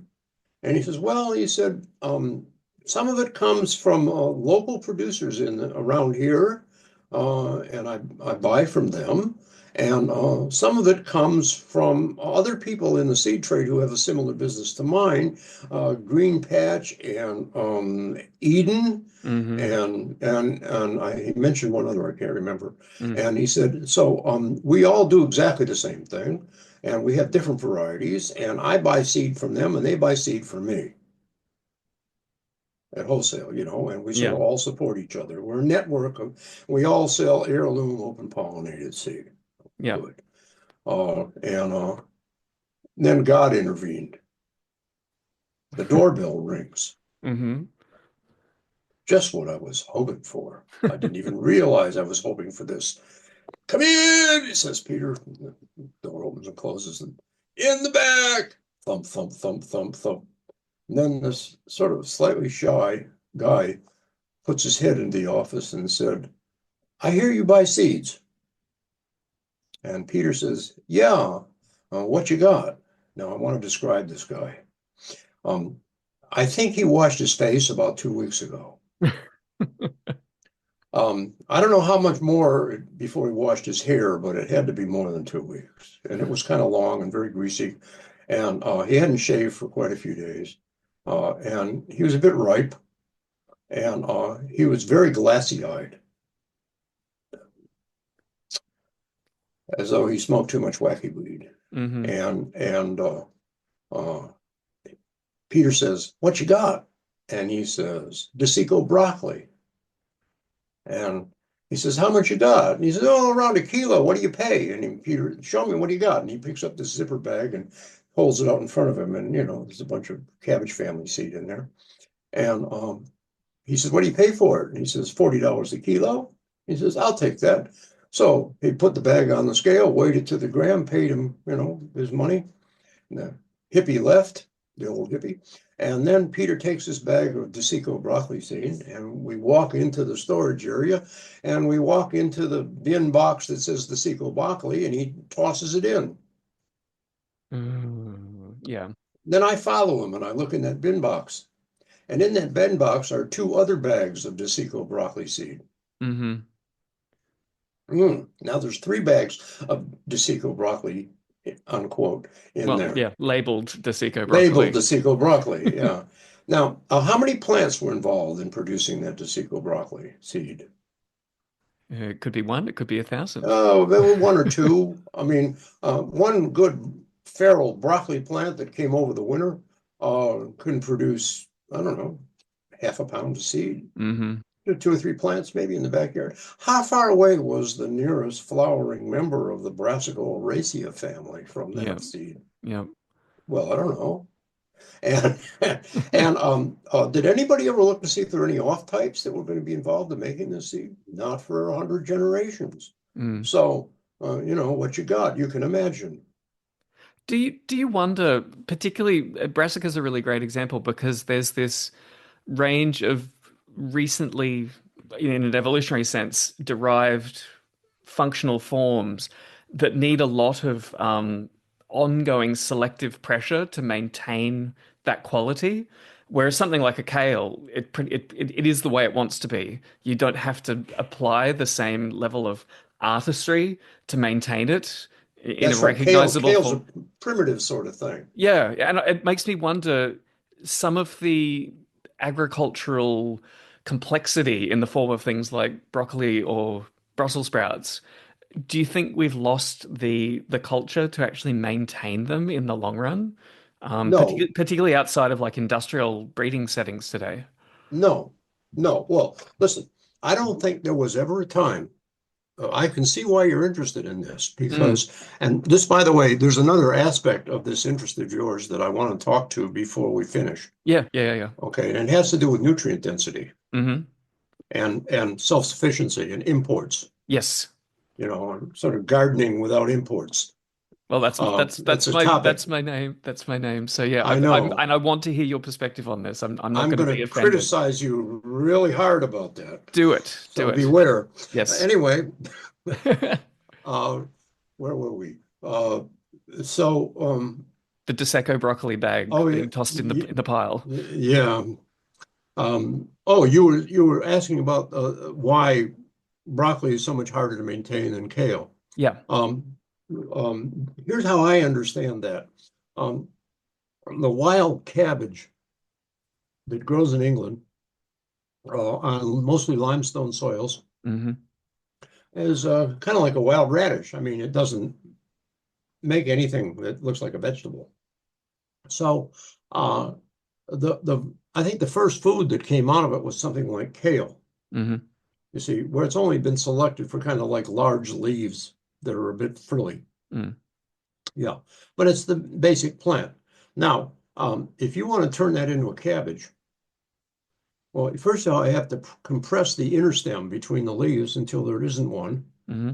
And so, and then you have to train the terminal bud on top to form a cabbage. And it has to do that before it's going to go to seed. Yeah. Yeah.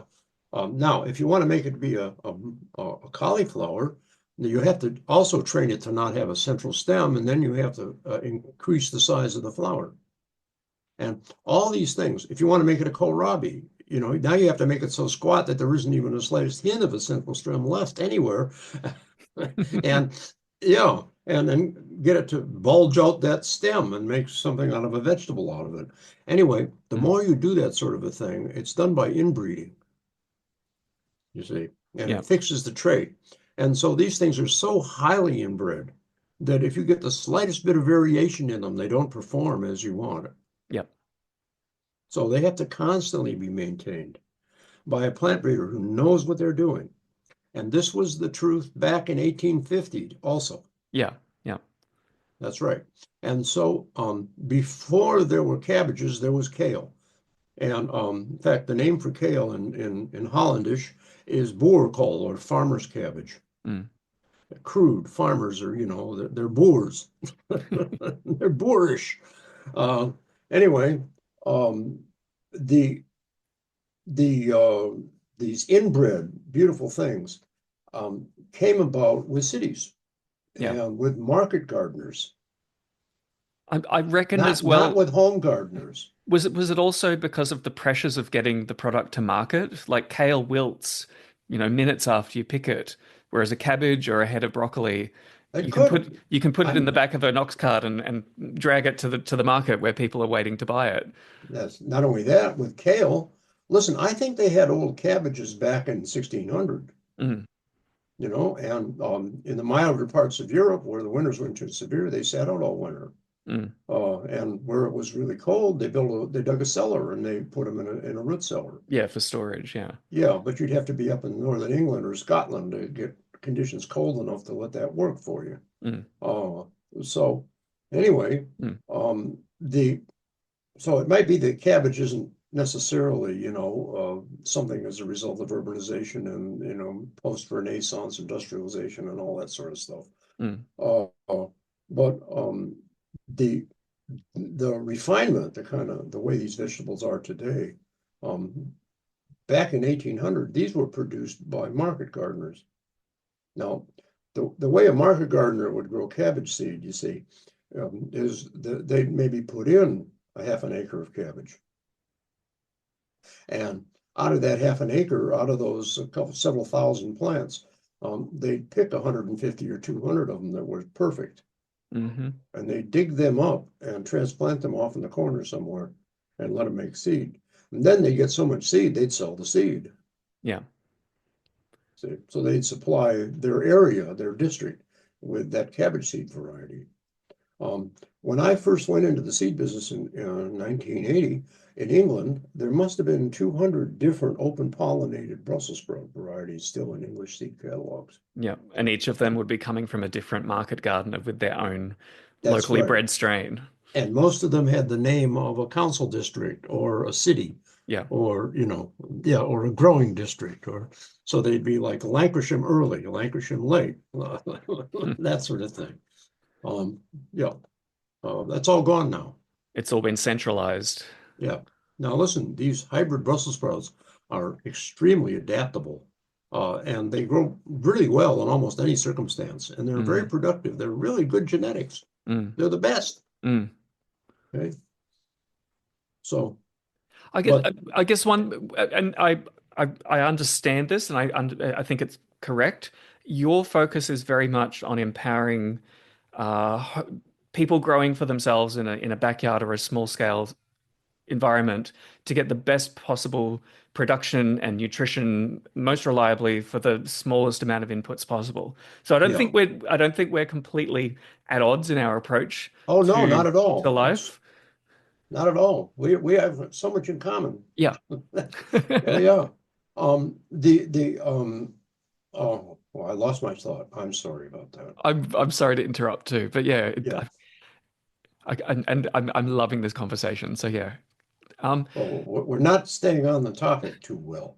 oh, that's Uh, okay. That's okay. As long as it's sincere, it's interesting. But yeah, I think my broader point was for people who want to do backyard breeding, there's certain crops that require a much higher level of sophistication and scale.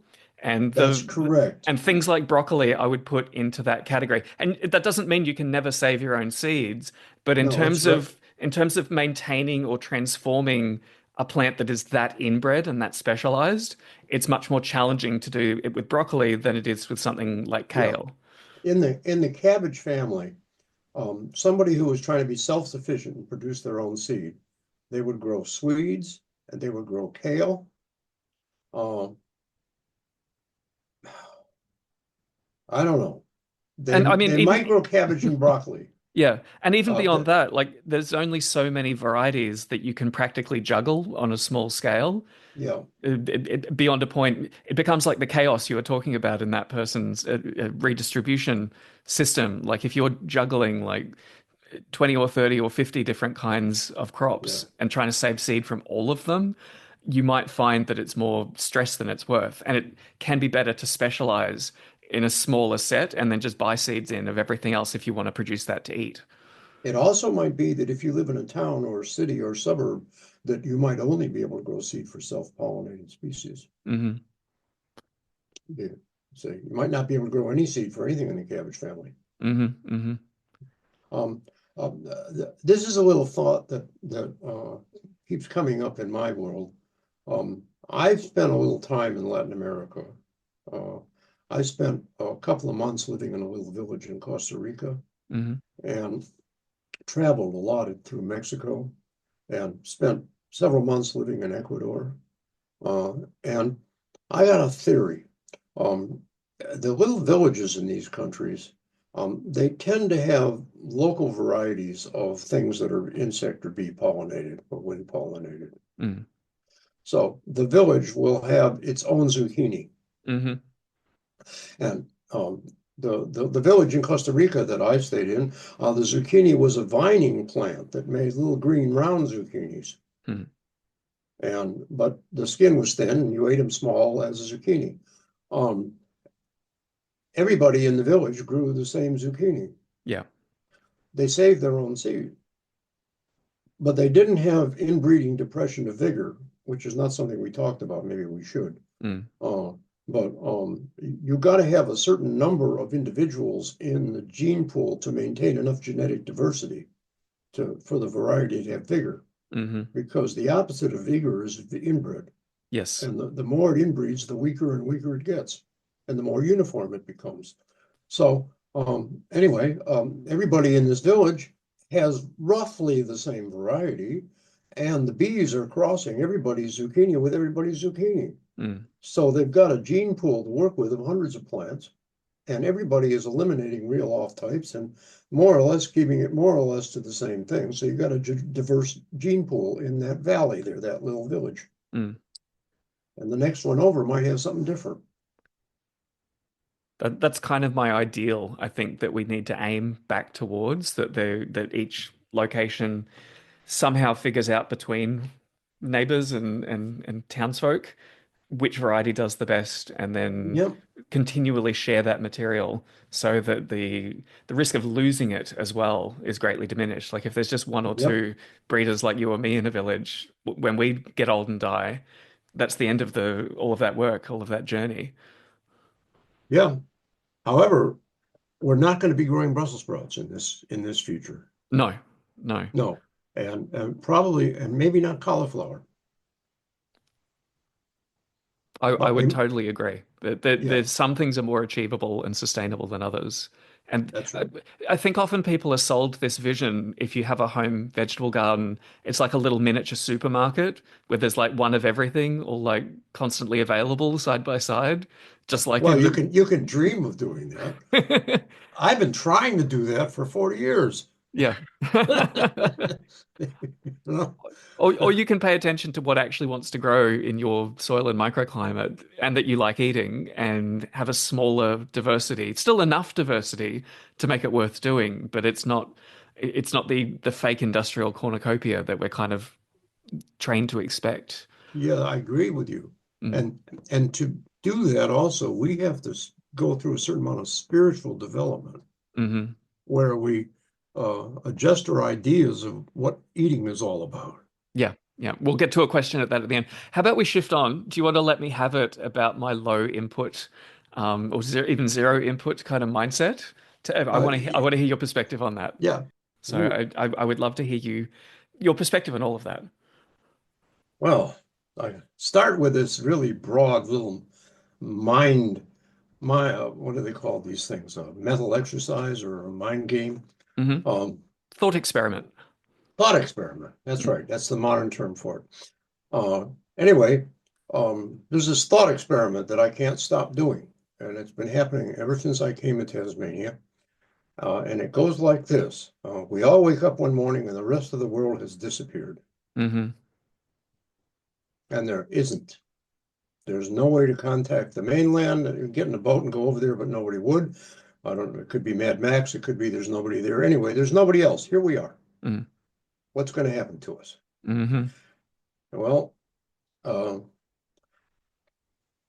I think we could maintain mm, 18th century, 19th century technology. We would have steam engines. Hmm. Yeah. We might even be able to have electricity. We have big hydro dams here.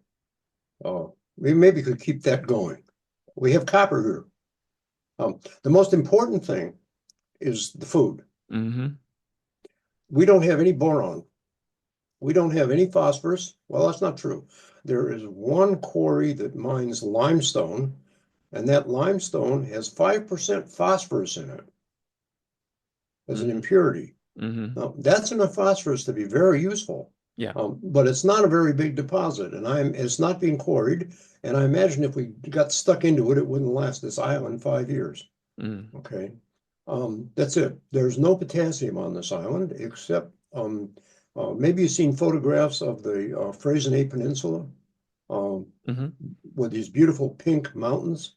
Yes. Yeah, Yeah. that pink granite is a type of granite that has a high potassium content.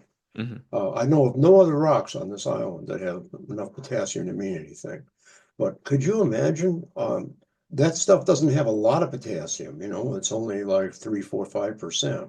Mm. How many ton an acre would it take to make a difference? And how would we transport it from the East Coast up here Yeah. with steam power and spread it? I mean, it's not going to be practical. Uh, we have copper, we do have zinc, we do have manganese. Um, um, I don't think we have any molybdenum. We have some deficient soils with molybdenum that makes quite a difference with some crops. Hmm. Um, anyway, my guess is that if we have plenty of lime. Oh gosh, have we got lime? Anyway, I think we end up with an average lifespan of somewhere under 70, Hmm. maybe 65.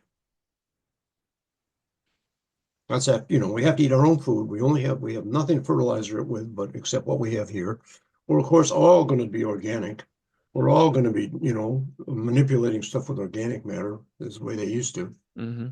Yeah. But we won't have the lifespan. I mean, we won't have quite the degree of health that would be possible. It just won't be possible. Mm. Um, uh, It, Health comes from minerals. yes. Yeah. The Uh, health of plants and the nutritional quality of plants also is influenced by the soil biology, but the soil biology is mostly influenced by minerals. yeah. And I know that from personal experience because I keep goats and they're very particular about the minerals in their diet. And if you get it wrong, they get sick or Mm. unproductive very quickly. Yeah, and you're living on the wet side up there. Hmm. Hmm.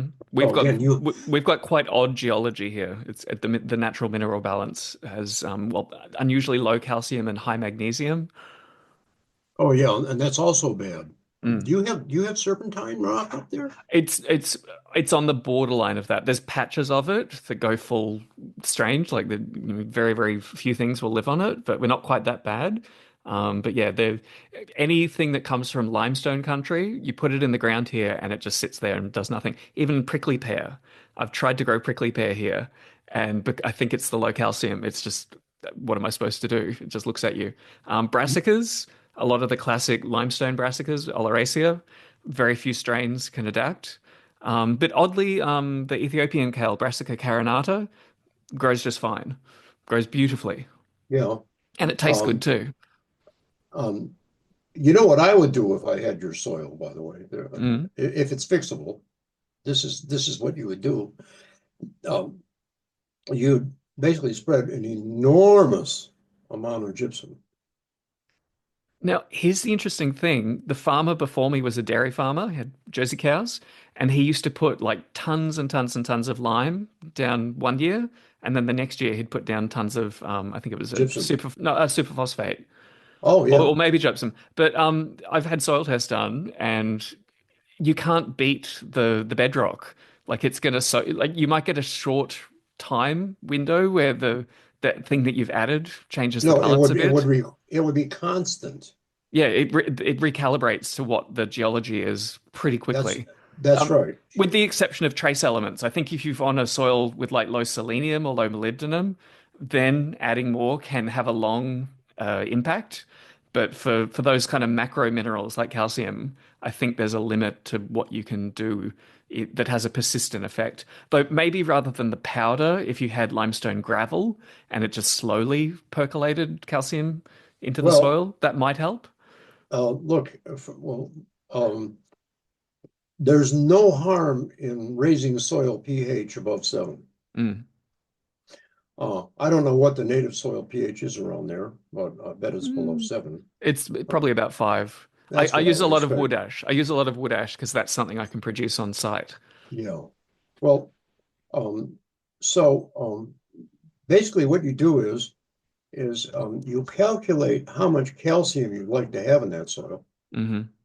And you understand the idea of saturation percentage? Yes, yeah, I've got a chemistry background, so all of this Oh, made sense. Yeah, oh, Lord, I'm going to talk to you like you didn't really understand soil analysis without me explaining the but details. but I Uh, think I'm also more of a doomer than you. That even the idea of being able to truck around, wagon loads of limestone might not be something we can do for that much longer.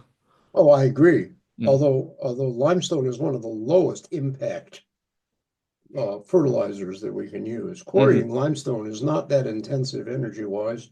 Mm. Yeah, and there's not a lot of purification involved. There's no chemistry involved, Yeah, yeah, yeah. other than testing your limestone to know whether you've got dolomite or dolomitic or calcium lime. But no. So what you do is you want to have calcium saturation at around 68%. Hmm.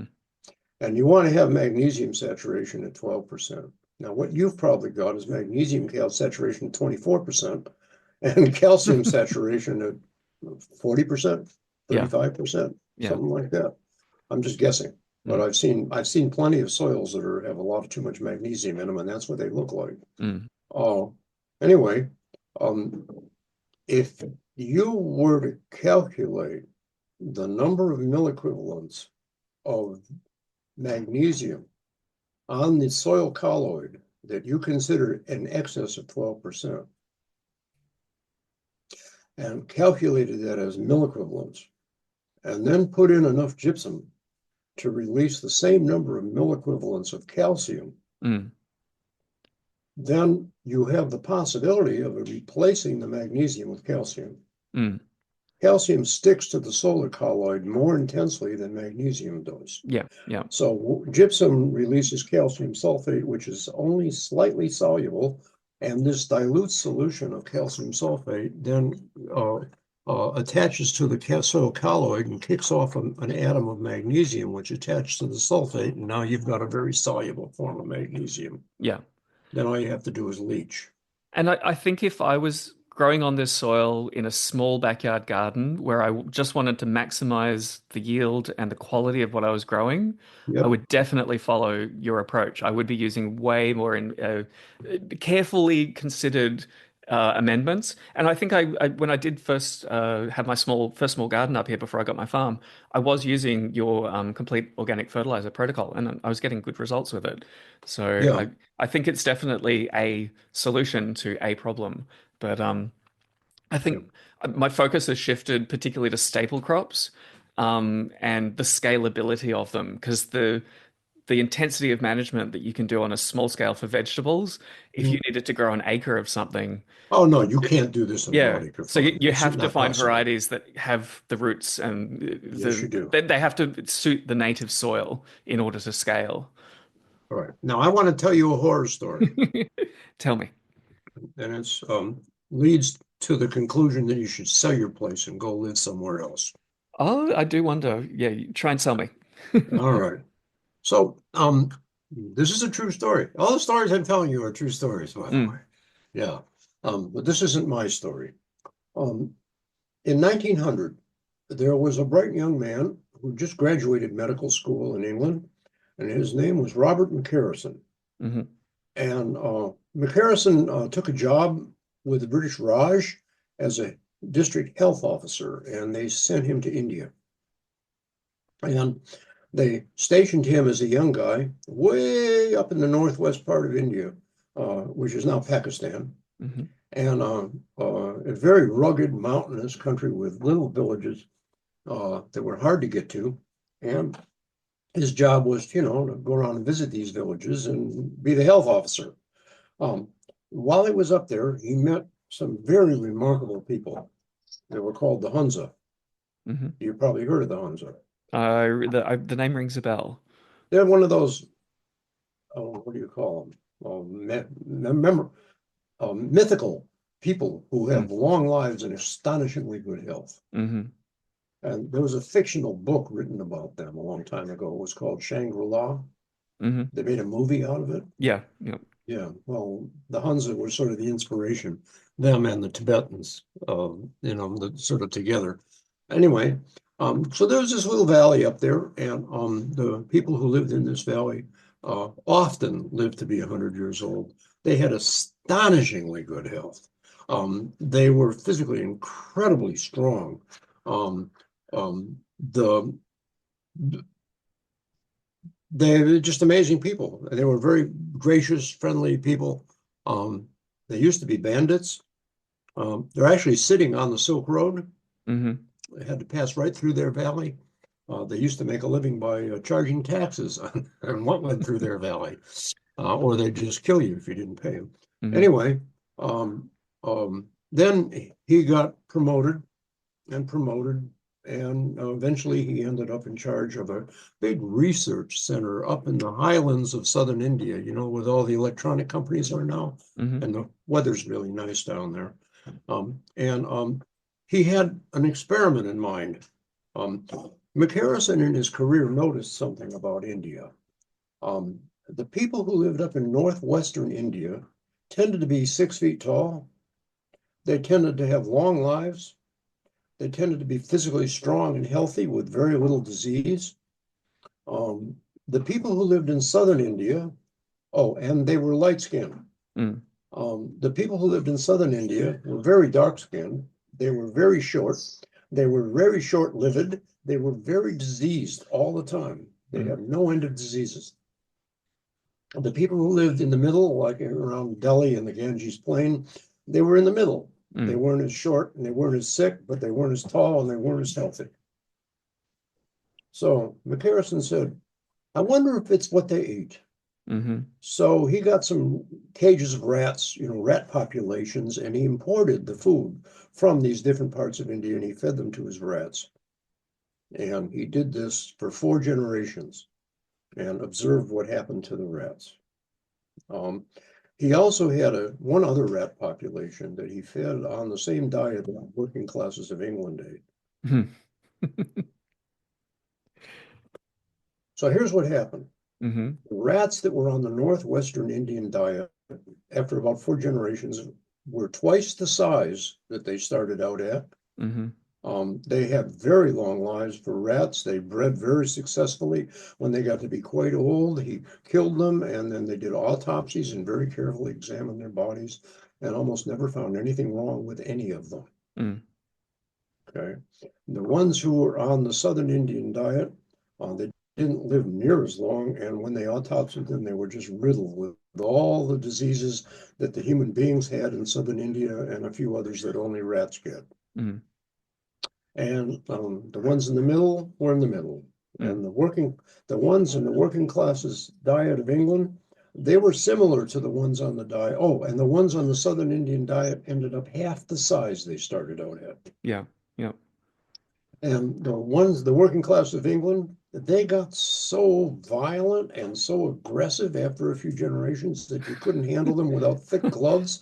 They attacked their handlers, they ate their babies, they attacked each other. They acted Interesting. like a bunch of Brits coming out of a soccer game, you know.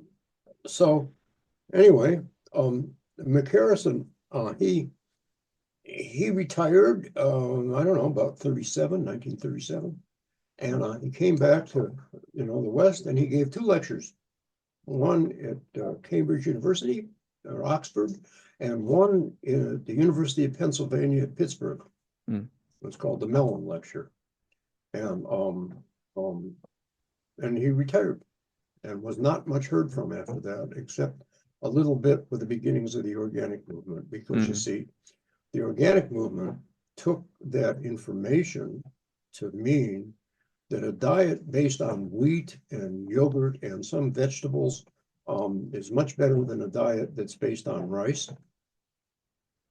And that's what they ate in the middle. Mm. And on the Southern Indian diet, it was mostly starchy root crops, Yeah.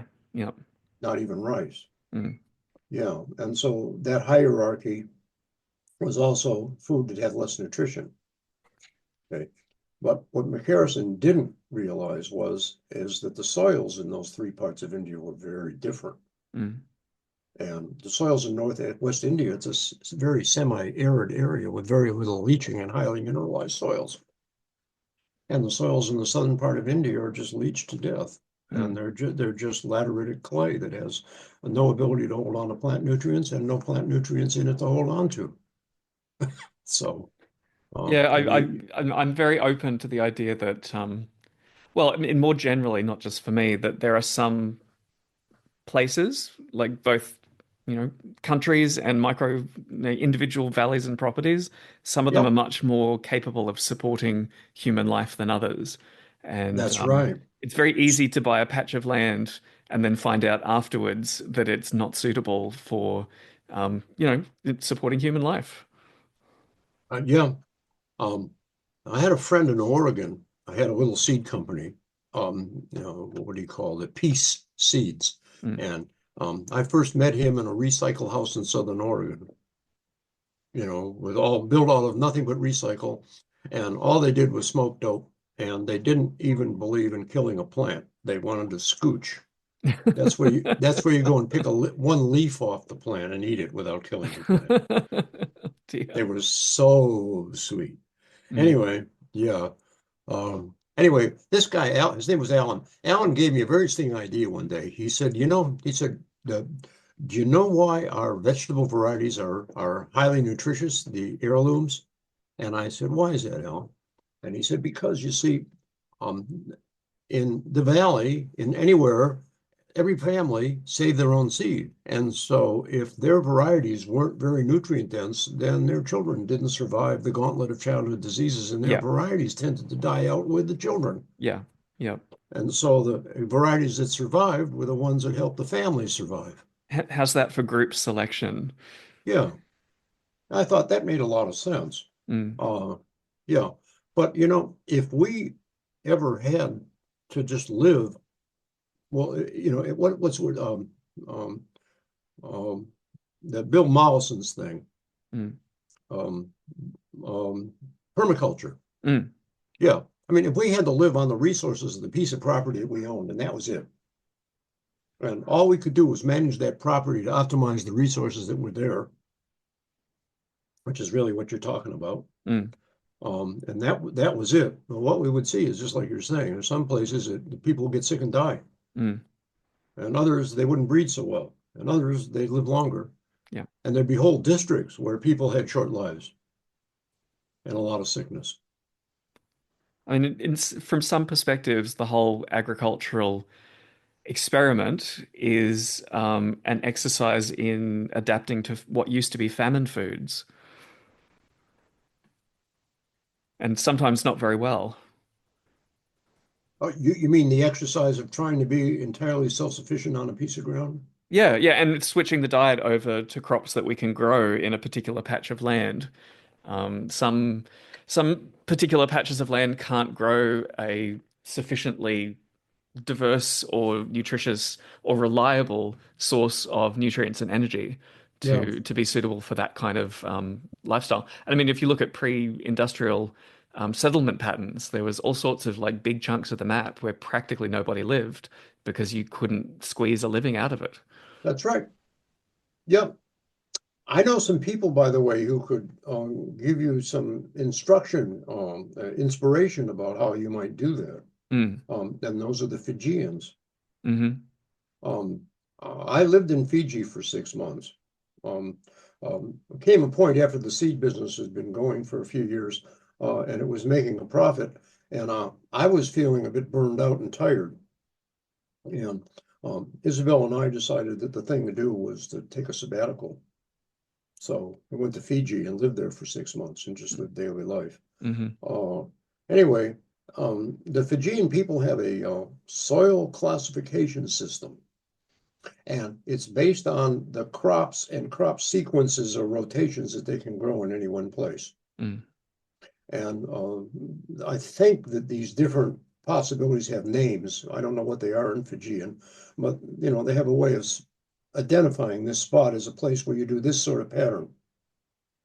So, in the most infertile places in Fiji, what they can do with that spot is they can grow one crop of cassava and 16 years of bush. Yeah. Yeah. So they can clear the bush, grow one crop of cassava, harvest that, let it go back to bush, and come back 17 years later and do it again. Yeah. Let it rest. That's right. So it builds up nutrients as that happens. Mm. So that's the poorest soil that they can deal with, and the crop is cassava. Now, on the other end of it, they get a piece of bottom land down by the stream or something, or where it floods and leaves silt and that sort of stuff, and they can grow, relatively high demand vegetables indefinitely. Mm. And there they might just have some kind of rotation pattern within the garden. Anyway, they've got everything in between Mm. for their basic staples.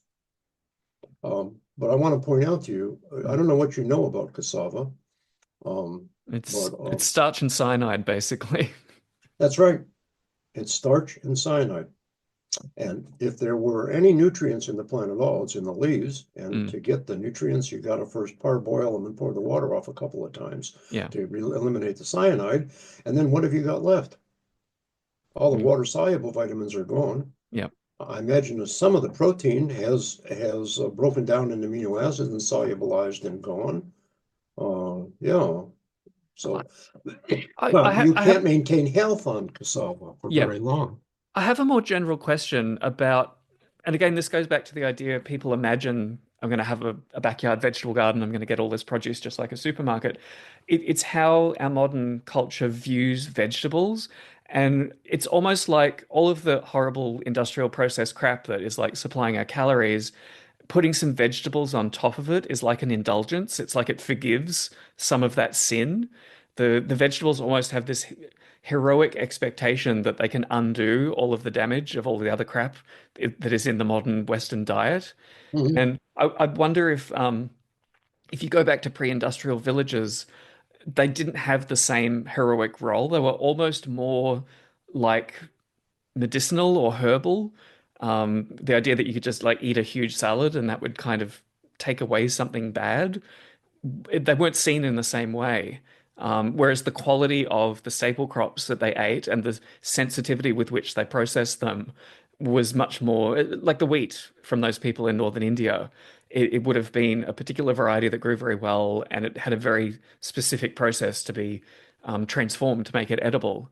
And the vegetables weren't expected, like it wasn't seen as a bad thing that the vegetables needed to compensate for. The vegetables did a completely different thing in the diet. That's right. And the wheat was nutrient dense. Yeah. Yeah. And as it says in one of my books, uh, whenever a group of wandering humans came into a new spot, Mm. I'm talking, prehistory, um, that spot would have certain food possibilities. And anybody who's in their group who has genetics that can't thrive on those food possibilities, their descendants don't thrive very well, do they? And Mm-hmm. they tend to fall out of the gene pool. Yeah. So within some generations, you've got a gene pool that's adapted to the food possibilities. Mm-hmm. And Like there's only, some people from highland locations where iodine is really scarce, they end up with metabolisms that can compensate for that somewhat compared to people who are down on the beach eating yeah, seafood that's rich in it, iodine all day long. exactly the kind of thing I'm talking about. Yeah. Yes. And and however, the one thing the human body cannot adapt to is lack of nutrient density. Mm.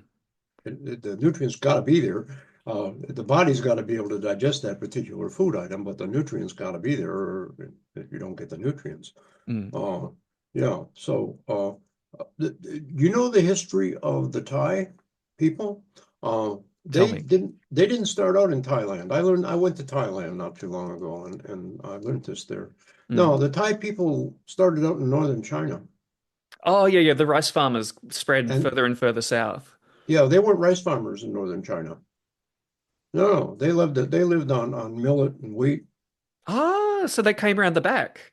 and they were 6 footers. Yeah. They found archaeological evidence of their skeletons. Hmm. Yeah, they were 6 footers. And then as they moved south and became more and more rice eaters, and ended up in Thailand, they became 5 footers. Hmm. They got a lot smaller. Interesting. Yeah, because they're not getting the nutrient density in their food that they got when they were up in this drier land. Mm. Yeah. But I So mean, at least that's how I see vegetables here now. They're an important part of the diet, but getting better quality staples, really high mineral density, dairy and meat, that's the better way of addressing that rather than just putting more rock dust on my cabbages. yeah, Um, you and I are 100% in agreement. Um, that if we could just grow our basic staple crops so that they were nutrient dense, mm, and then we didn't degrade them too much with processing, yeah. so we didn't denature them very much. I think that a whole lot of business activities and professions in Australia would substantially disappear. Hmm. Hmm. I don't think we have very many doctors or dentists. Yeah. Yeah. Yeah, I don't think we have as many police. I Yes. don't Yeah. think we have as many prisons. Those crazy rats that you were talking about. Yeah, I don't Where think is we that have as coming much from? mental illness at all. I think Yeah. people would be, um, yeah. That, that might. My wife Isabel, she used to say that she had a PhD in counseling psychology. Mhm. She practiced physical medicine. She used to say it's a total waste of time talking to most people about their problems. He said, let me just get them physically healthy. And then Mhm. their physical problems their emotional problems seem to be so minor to them once they get physically well. Mhm. Mhm. Okay. That would be a good point to move on and talk about the social problem with all of this growing our own food and like finding a way to escape that kind of wage slavery or when the system has to simplify. Yeah. And I'm particularly interested in your perspective on the kibbutz system, because that's a notable example of I guess you could call it a collective social reform. Do you have any thoughts on like what they got wrong and places where they could stand to look again at the way they solve problems? Yeah, I can tell you some things about the kibbutz, maybe that would sort of illuminate some of these ideas. Hmm. Um, did you know that the kibbutzim are not doing it all very well? Oh, no, that's I know very little about it. It's been on my list of things to dig into for a Yeah, long time. yeah. Alternative communities has long been an interest of mine. Mm, Okay. And in fact, I'm involved with one right now, and I'll tell you about it in a bit. cool. But um, the um, here's how it happened. Um, these very idealistic young adult Jews from Europe decided that the solution to all their problems was to go be farmers. Hmm. And they weren't allowed to own land in the countries of Eastern Europe because they were Jews. They weren't allowed to own land. Mm, They had to live in an urban situation. They were only allowed to practice certain professions and businesses. Anyway, they went back to Palestine. At this point, it was under the British. They didn't have any money by hook or crook. They'd get a little piece of land. And I talked to some people there a couple of old people who arrived there in the 1930s, and they told me that in their early community, they only had one white shirt. Mm. And so if anybody had to go to town and talk to a bureaucrat, they wore the white shirt. Wow. That was it. Mm. They could not afford that the woman sat home and kept house for the man and looked after the child. They needed every bit of labor they could possibly get. Mm. So they put the children together and put them under a nanny, you see. And the women who really liked children the most were the ones who looked after the children. And the others worked on the Mm. farm in one way Mm. or another. Mm. So they developed this sort of cooperative lifestyle, but it was all out of total economic necessity. Mm. And um, then when independence came, it was these little kibbutz groups that were the most effective military force. And the government, after independence, 1948, the government set up the economic system, the tax system, to subsidize the kibbutz. Mm-hmm. They had all kinds of special tax arrangements and government programs and whatever, and it was a labor government. And all this went on until 1974. Mm. Then Likud, the other conservative party, took over, and they chopped all that stuff. Mm. And the kibbutzim started to disintegrate. Interesting. Yeah. Now, when I was there, it was 1960, yeah, I'm getting my years screwed up. Yeah, about 1968, 1969, 70. When I was there, I asked them what made kibbutzim fail. At this point, you see, they still had the government behind them. They still had all those benefits. They still had money. Their business activities were subsidized and profitable, but it made up for the inefficiencies of the way of production that they had. But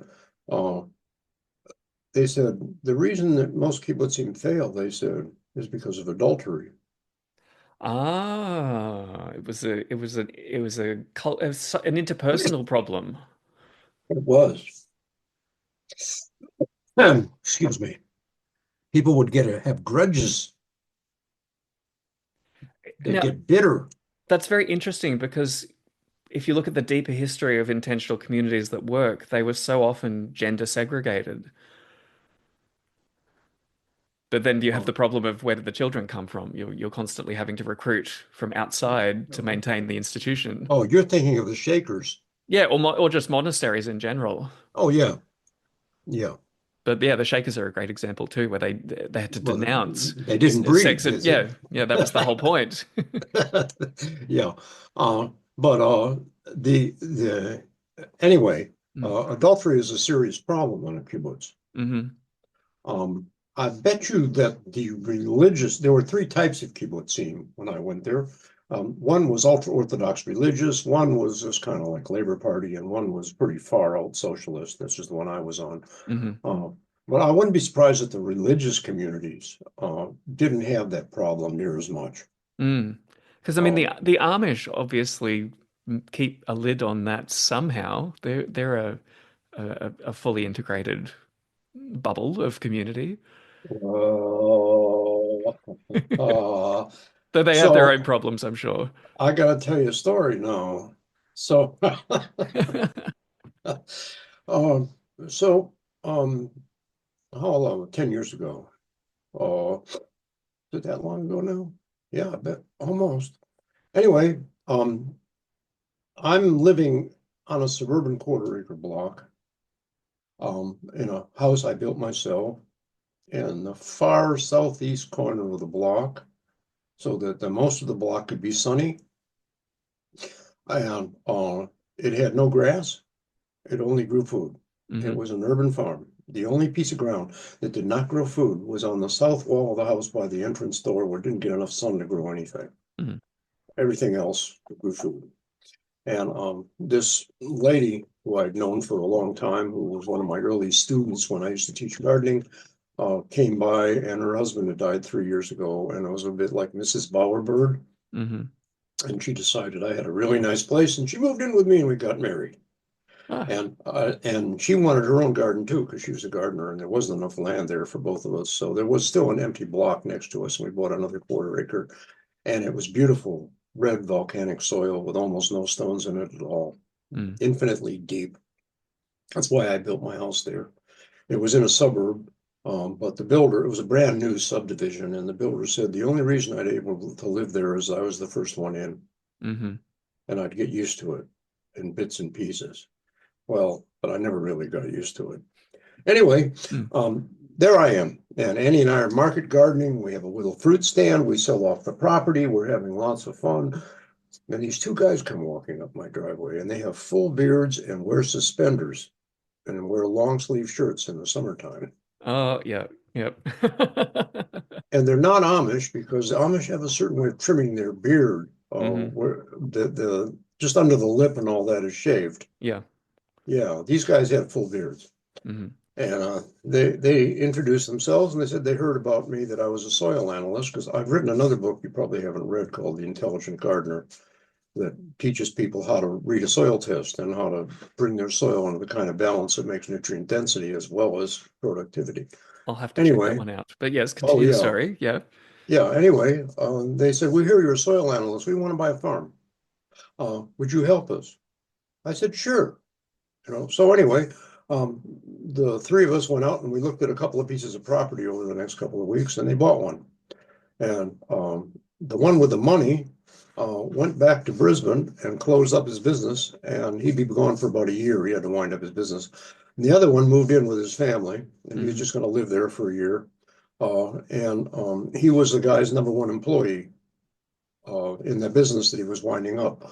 So anyway, this family that moved in is named Holbrook, and there was Mr. Steve and Stephanie Holbrook and their 9 children. Mhm. And they all had the most beautiful, gorgeous accents and Southern talk. Mhm. Uh, and they were the nicest, sweetest people with the nicest, most well-behaved children. And the house was full of love, and they were rather religious people. And we went and had dinner with them a couple times and got friendly.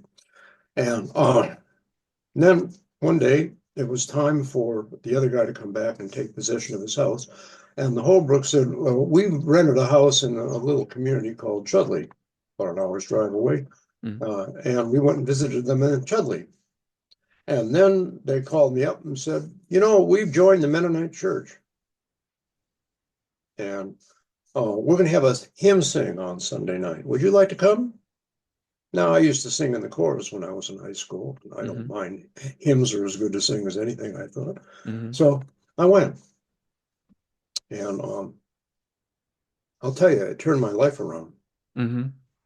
I met a room full of the most spiritually developed, evolved beings that I have ever encountered. Mhm. I've met a lot of spiritual people. They never miss a trick to let you know how spiritual they are.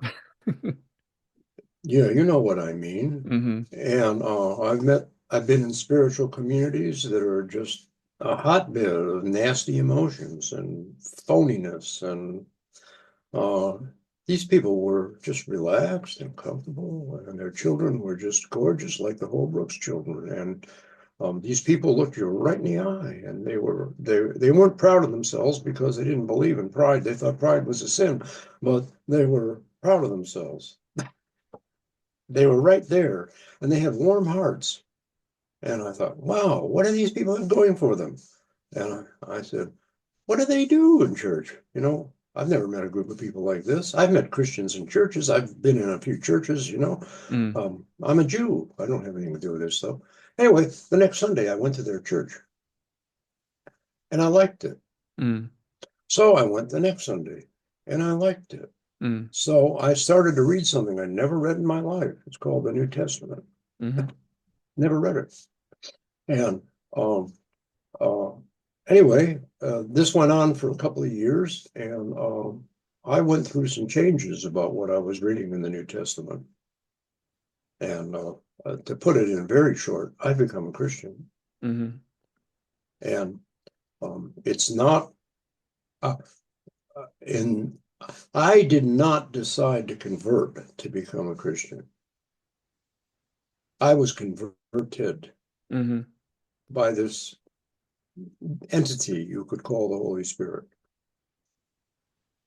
And if you've never met the Holy Spirit, you don't know what I'm talking about. I will say that I'm really fascinated by the emergence of Christianity during the disintegration of the Roman Empire Yep. and the value it had in like holding things together and giving people a different perspective on the social contract during very difficult times. Um, and I've had some interaction with Quaker churches, but I've never had a chance to meet Mennonites, but I've studied them from afar, and of all of the flavors of Christianity, that's the end of the spectrum, I think is the most interesting. Um, By the way, there's a sort of sister church up in northern New South Wales, not too far from you. oh, okay. Oh, I mean, being Uh, Australia, everywhere's too Elliot, far from me. yeah, it's the only one. What's the name of that valley that had the horrible floods a few years ago and people were killed? The Lockyer Valley? That's it. They're in the Yeah, Lockyer Valley yeah, yeah, somewhere. yeah. Yeah, I've met some of them. They come down here now and then. And the people in this church go up there sometimes. Mm. Yeah. I, Anyway, I really love to hear that story from you, but I'm also curious if the period of turmoil and disintegration that's likely ahead in the next century or two might lead to the genesis of something like Christianity. It's going to serve a similar oh, role. yeah, If the old tradition can't completely expand to fill that need, or right. I mean, there could be room for more than one approach to things. It doesn't necessarily have to be Yeah. one solution. Well, as somebody, I have interest in history. I Mm. used to be a history teacher. Hmm. Yeah. I have taught classical history. So I spent a lot of time wondering how come the Christian expanded so rapidly in the Roman Empire, Mm. and uh, here's why I think. I think the Roman Empire was cruel beyond almost any of our imaginings. It had cruelty. It was hard-hearted. Mm. It was vicious. It was selfish. People were not expected to do anything except be ultimately selfish. Mm. Okay? So when these Christians started to appear with love in their heart and the Holy Spirit shining out of their eyes, with compassion for everybody around them, this really had a big effect on the people that met them, Mm. you see, because they were so different. That's why. One of the key events, I think, is meant to be the Justinian plague that spread everywhere. Yeah, And everyone was like screaming and running and, every man for himself. And at least the accounts are that the Christians stayed in the cities and tended to people who, that's right. and of the ones that survived, many of them converted. Um, when a person develops a relationship with the Holy Spirit, they no longer have very much fear of death. Mm. So, uh, and they talk about eternal life in Christian religion. Mm. Well, the truth of the matter is, eternal life starts the minute that the Holy Spirit comes into your life. Hmm. It doesn't have anything to do with what happens after you die. I, I don't know if this is, I don't know if I'm stirring the pot here, but do you have any thoughts about your particular church that you found with the Mennonites versus maybe more institutionalized, Oh, yeah, the I sure presence of do. Christianity that you're more like if you just walk down the street and find the first church you run into? I They, sure do. I have nothing to do with those people. mm, The Mennonites call them professing Christians. hmm. If Hmm. you ask them, "Are you a Christian?" They will profess to be a Christian. They'll say, Yeah, "Yes, I'm a Christian." yeah. You Do you follow Jesus? Well, sort of. Where's he going? Uh, you know, well, Jesus said do A, B, C, D, and E. Do you do A, B, C, D, and E? Well, I do D sometimes. You see. And I promise to confess all my sins on my deathbed Yeah. to make it all go away. Well, what's his name? George Bernard Shaw wrote this wonderful play, and it's called Don Juan in Hell. Hmm. And they made a recording of it with Charles Boyer and all those great actors from the 1950s. It was on 33 LPs. I used to listen to it. Anyway, it starts out as all George Bernard Shaw plays with, it's all nothing but people having a conversation, Mm. sitting on an empty stage on stools having a conversation. Anyway, Danya Anna, this old woman, is wandering through the mist. She's confused and lost. She walks on stage. She doesn't know where she is. I suppose dry ice, smoke blown around a bit, Mm. and she's confused. And then she meets somebody. And who would you expect it would be? This lady, by the way, is Danya Anna from Don Juan and Hill, Mozart's opera, Hmm. and she meets Don Juan, Hmm. her old lover. And where am I? What is this? And oh, he says, madam, he says, not a worry. He says, you're in hell. Oh, she says, hell. Oh dear. She says, if only I'd known I was going to end up in hell, I could have been so much wickeder. So she had been suppressing all this wickedness in her heart, you see, trying to look good, and ended up in hell. Anyway, hell turns out to be a lovely place where people have a good time, just like Hmm. Earth. Hmm. Hmm. Okay. Heaven is boring as shit. She says, is my father in hell? She says, no, he's in heaven. Oh, oh, you can see him. He comes down here and visits frequently. Oh, oh, well, could I go up there and visit him? Oh, yes, but you wouldn't like it up there. You'd be bored off your socks. It's so dull. It says hell is a place of emotion, of art, of love, of passion, and creativity. and sometimes bad consequences as a result Oh yeah. of letting Anyway, loose. yeah. Hey, Well, we should probably get into the wrap up round because this has been a very long chat, but a it is, and lovely you're one. probably going to clip out a bunch of this stuff Oh about the no, no, Mennonites. just the messy parts. Like I love it all. But I have a couple of questions I like to ask everybody. So one of them, if you had like a magic wand or 1,000 years up your sleeve, and you could create any crop that you wanted to, what would it be? Any crop. Edible marijuana. Hasn't that already happened with gummies? They've kind of done it with Oh edibles. no, no, it's slightly different. It's more like, a vegetable. And Oh, yeah, and make it and big after you and fill your belly with it, you feel really nice. yeah. That's all. That could work. That could Yeah, work. rather low concentration, but lots of nutrition in it. Yeah, yeah, Uh, you get your omega threes from the seed, so uh, you oh could yeah, figure it that out. too. Yeah. Yeah. The other question I like to ask is, what is your vision for the future of food in your community?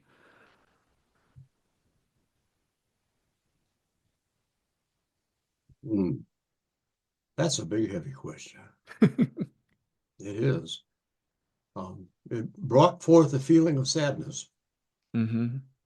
Um, it ain't too good right now. Mm. Um, and probably, probably we've gone nearly as far as we can go to create nutrient undense food. Mm. Mm. Um, we're um, um, there have been similar animal studies, to the ones that McHarrison did. Hmm. Somebody did some with cats. His name was Pottinger, and he found that after uh, 3 generations of really bad feeding, that his cats almost completely lost the ability to reproduce, Hmm. which is sort of happening to us right now. Mm. In fact, our government is compensating for it by bringing in all kinds of people who still have enough vigor that they can work. We Mm. bring in migrants. We're building our population all the time. We're having a greater and greater percentage of people who play Centerlink games and aren't productive, Hmm. you see. And they may not be able to be productive. They Yeah. might be just too sick and too degenerated. Yeah. Yeah. Yeah. Yeah. Yeah, That too. That too. that's right. So this has a limit. This has to correct itself. And one of the corrections will probably be population reduction. Hmm. And another will be better food. Yeah. Yeah. Sure. I mean, people do think um, this idea that the way we're supposed to relate to food is that anything that pleases us, we should eat. Hmm. And then when we get sick, we go to the doctor, and the doctor makes us get better by giving us something. Hmm. And usually that something is a way to punish the body for getting sick. Yeah. Either they cut something out of it or they give it poison of some kind. You see, discipline. Or they just numb the symptoms and Yeah, hope another symptom doesn't pop up somewhere else in a hurry. yeah, yeah. It's an awful method. Anyway, it doesn't have to be like that. I Mm. mean, we could teach our children differently. Uh, this is, by the way, one of the difficulties I have with the Mennonite community, in that most of them don't have too much food consciousness. Hmm. Yeah. And they're reasonably healthy because they all have gardens and they all raise their own meat. Mm. So we're all eating grass-fed beef that's off our own property. And they eat a fair bit of it, which is okay, actually. Mm. And they have veggie gardens. But man, did they do the most gorgeous things with sugar that you can almost not resist.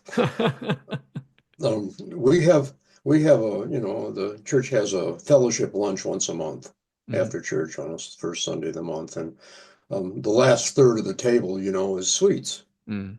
So I have to choose between like a dozen different incredible pieces of work. Oh, are they beautiful?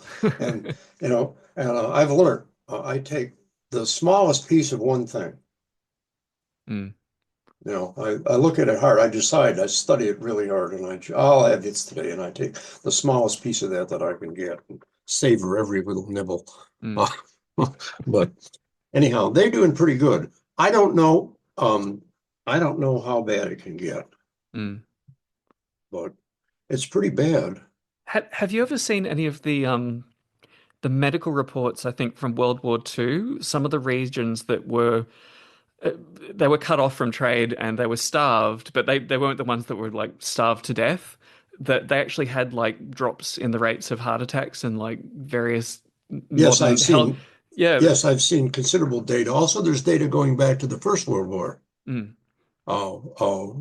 involving, I think it was the Danes, who somehow got isolated, and they had to eat a very limited diet, and And everything they was actually, rationed. yeah, and they actually did better. Oh, they got much healthier. Oh yeah, as soon I as they couldn't have any of their favorite foods. I also think of Queen Elizabeth being one of the first people whose teeth turned black and fell out of her head because she was rich enough to buy all the sugar she wanted to eat from that new industry. So, I mean, if you do it well, having less can actually be better. And I'm hopeful that this kind of thing that I'm doing and that you're doing, it's going to give people the awareness that there are other Yeah, choices, that it doesn't have to be a disaster, that it already is a disaster, even when you think you're doing well, that it can yeah. be so much better. I want to suggest a book to you. You may have read it because you have this interest and you've looked into this sort of thing. Mm. It's called Los Viejos, in Spanish. It's the old ones. Mm. Uh, and it's about a community in Ecuador, in the southern part of Ecuador. Uh, it's not as high elevation as most of where people live in Ecuador. It's not lowland, but anyway, it's probably kind of like the Atherton Tablelands. Hmm. And it's a lovely climate. And it's a little isolated valley. There's only, a few thousand people that live there. Mm. And in this area, in this village, there's an incredibly large number of people who are over 100 years old. And so people have gone down there to study them. This book is like somebody been down there and interviewed them and looked at everything. Uh, you know why they're so old? It's because they're so poor. Mm. These old people, they're poor. They have no money. They can't even afford to go and buy a bit of salt in the shop. Hmm. They don't even own their own property. somebody will benevolently give them a piece of ground to grow a corn patch on a mountainside, and they have to walk uphill like 300 meters in elevation Hmm. up a little goat track, to get to their little bitty field. And uh, um, they spend a great deal of time at the age of 97 having love affairs with each other. Hmm. And yeah, they're still falling in love. They're still alive. They're skinny as toothpicks and have to work really hard just to get a Mm. meal. Mm. Yeah, I found but it. they, It's by Grace Halsell.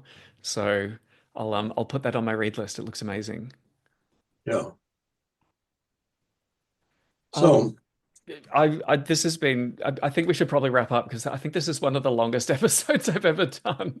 But I don't regret a well, minute of that's it. because I drink more coffee than I usually do. And you're probably one of the oldest guests that I've had, so you've got a lot to share. So Thank you. I'm very grateful, and I will put all of this out. And I'm very confident that will people while they're working in their own gardens, will have us to keep them company while they're doing their hoeing and moving things around and keeping themselves Um, healthy. yeah, and listen, you may want to clip this out, Mm. but I like to communicate with people, and Hmm. I like to be available. So I'm going to tell you what my address is. Hmm. And I'm just going to say it. You won't put it in writing in any way that I'll start getting a bunch of junk mail. No, no, no. Yeah, if you just say it, that makes it difficult for the bots, at least at this time in history. But Yeah. yeah, if you want to call out to the audience, and I have a very small, very high quality dedicated audience. They're like true fans of this kind of stuff. So yeah, Yeah. if you want to say the email address and they can Yeah. try their best. Yeah. My address is based on my name, Steve Solomon. Hmm. So it's ST from Steve and SOLOMO from Solomon, but the N is left off. So it's like STSOLOMO at gmail.com. And Brilliant. And if you want to write me and tell me off or ask me a question or whatever, you're welcome to do that.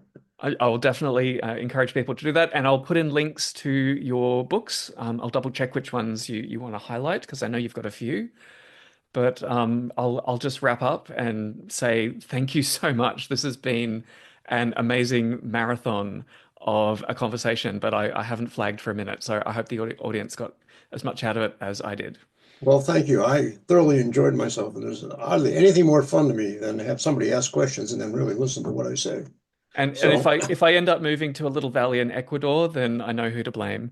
or maybe you'd Or much prefer thank, or thank. the soil on the Atherton tablelands is excellent soil.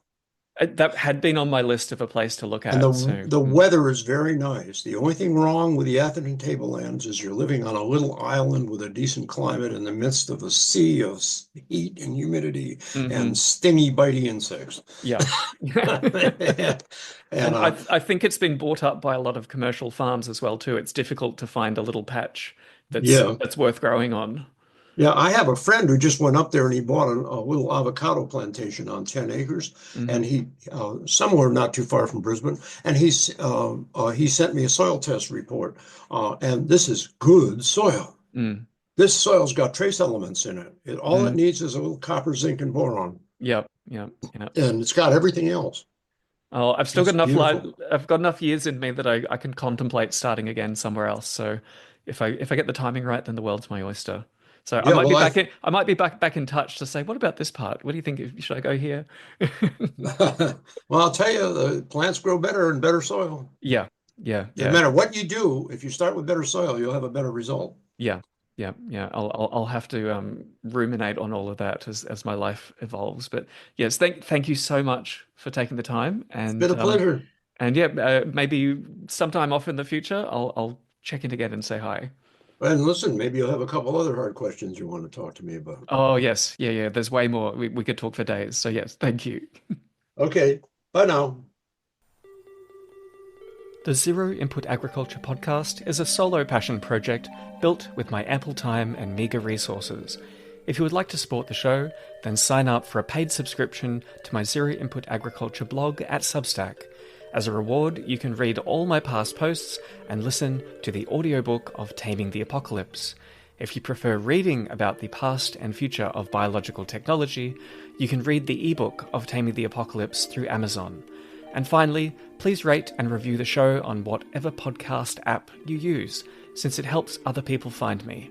Or recommend the show directly to anyone who could use some inspiration to become a plant breeder themselves.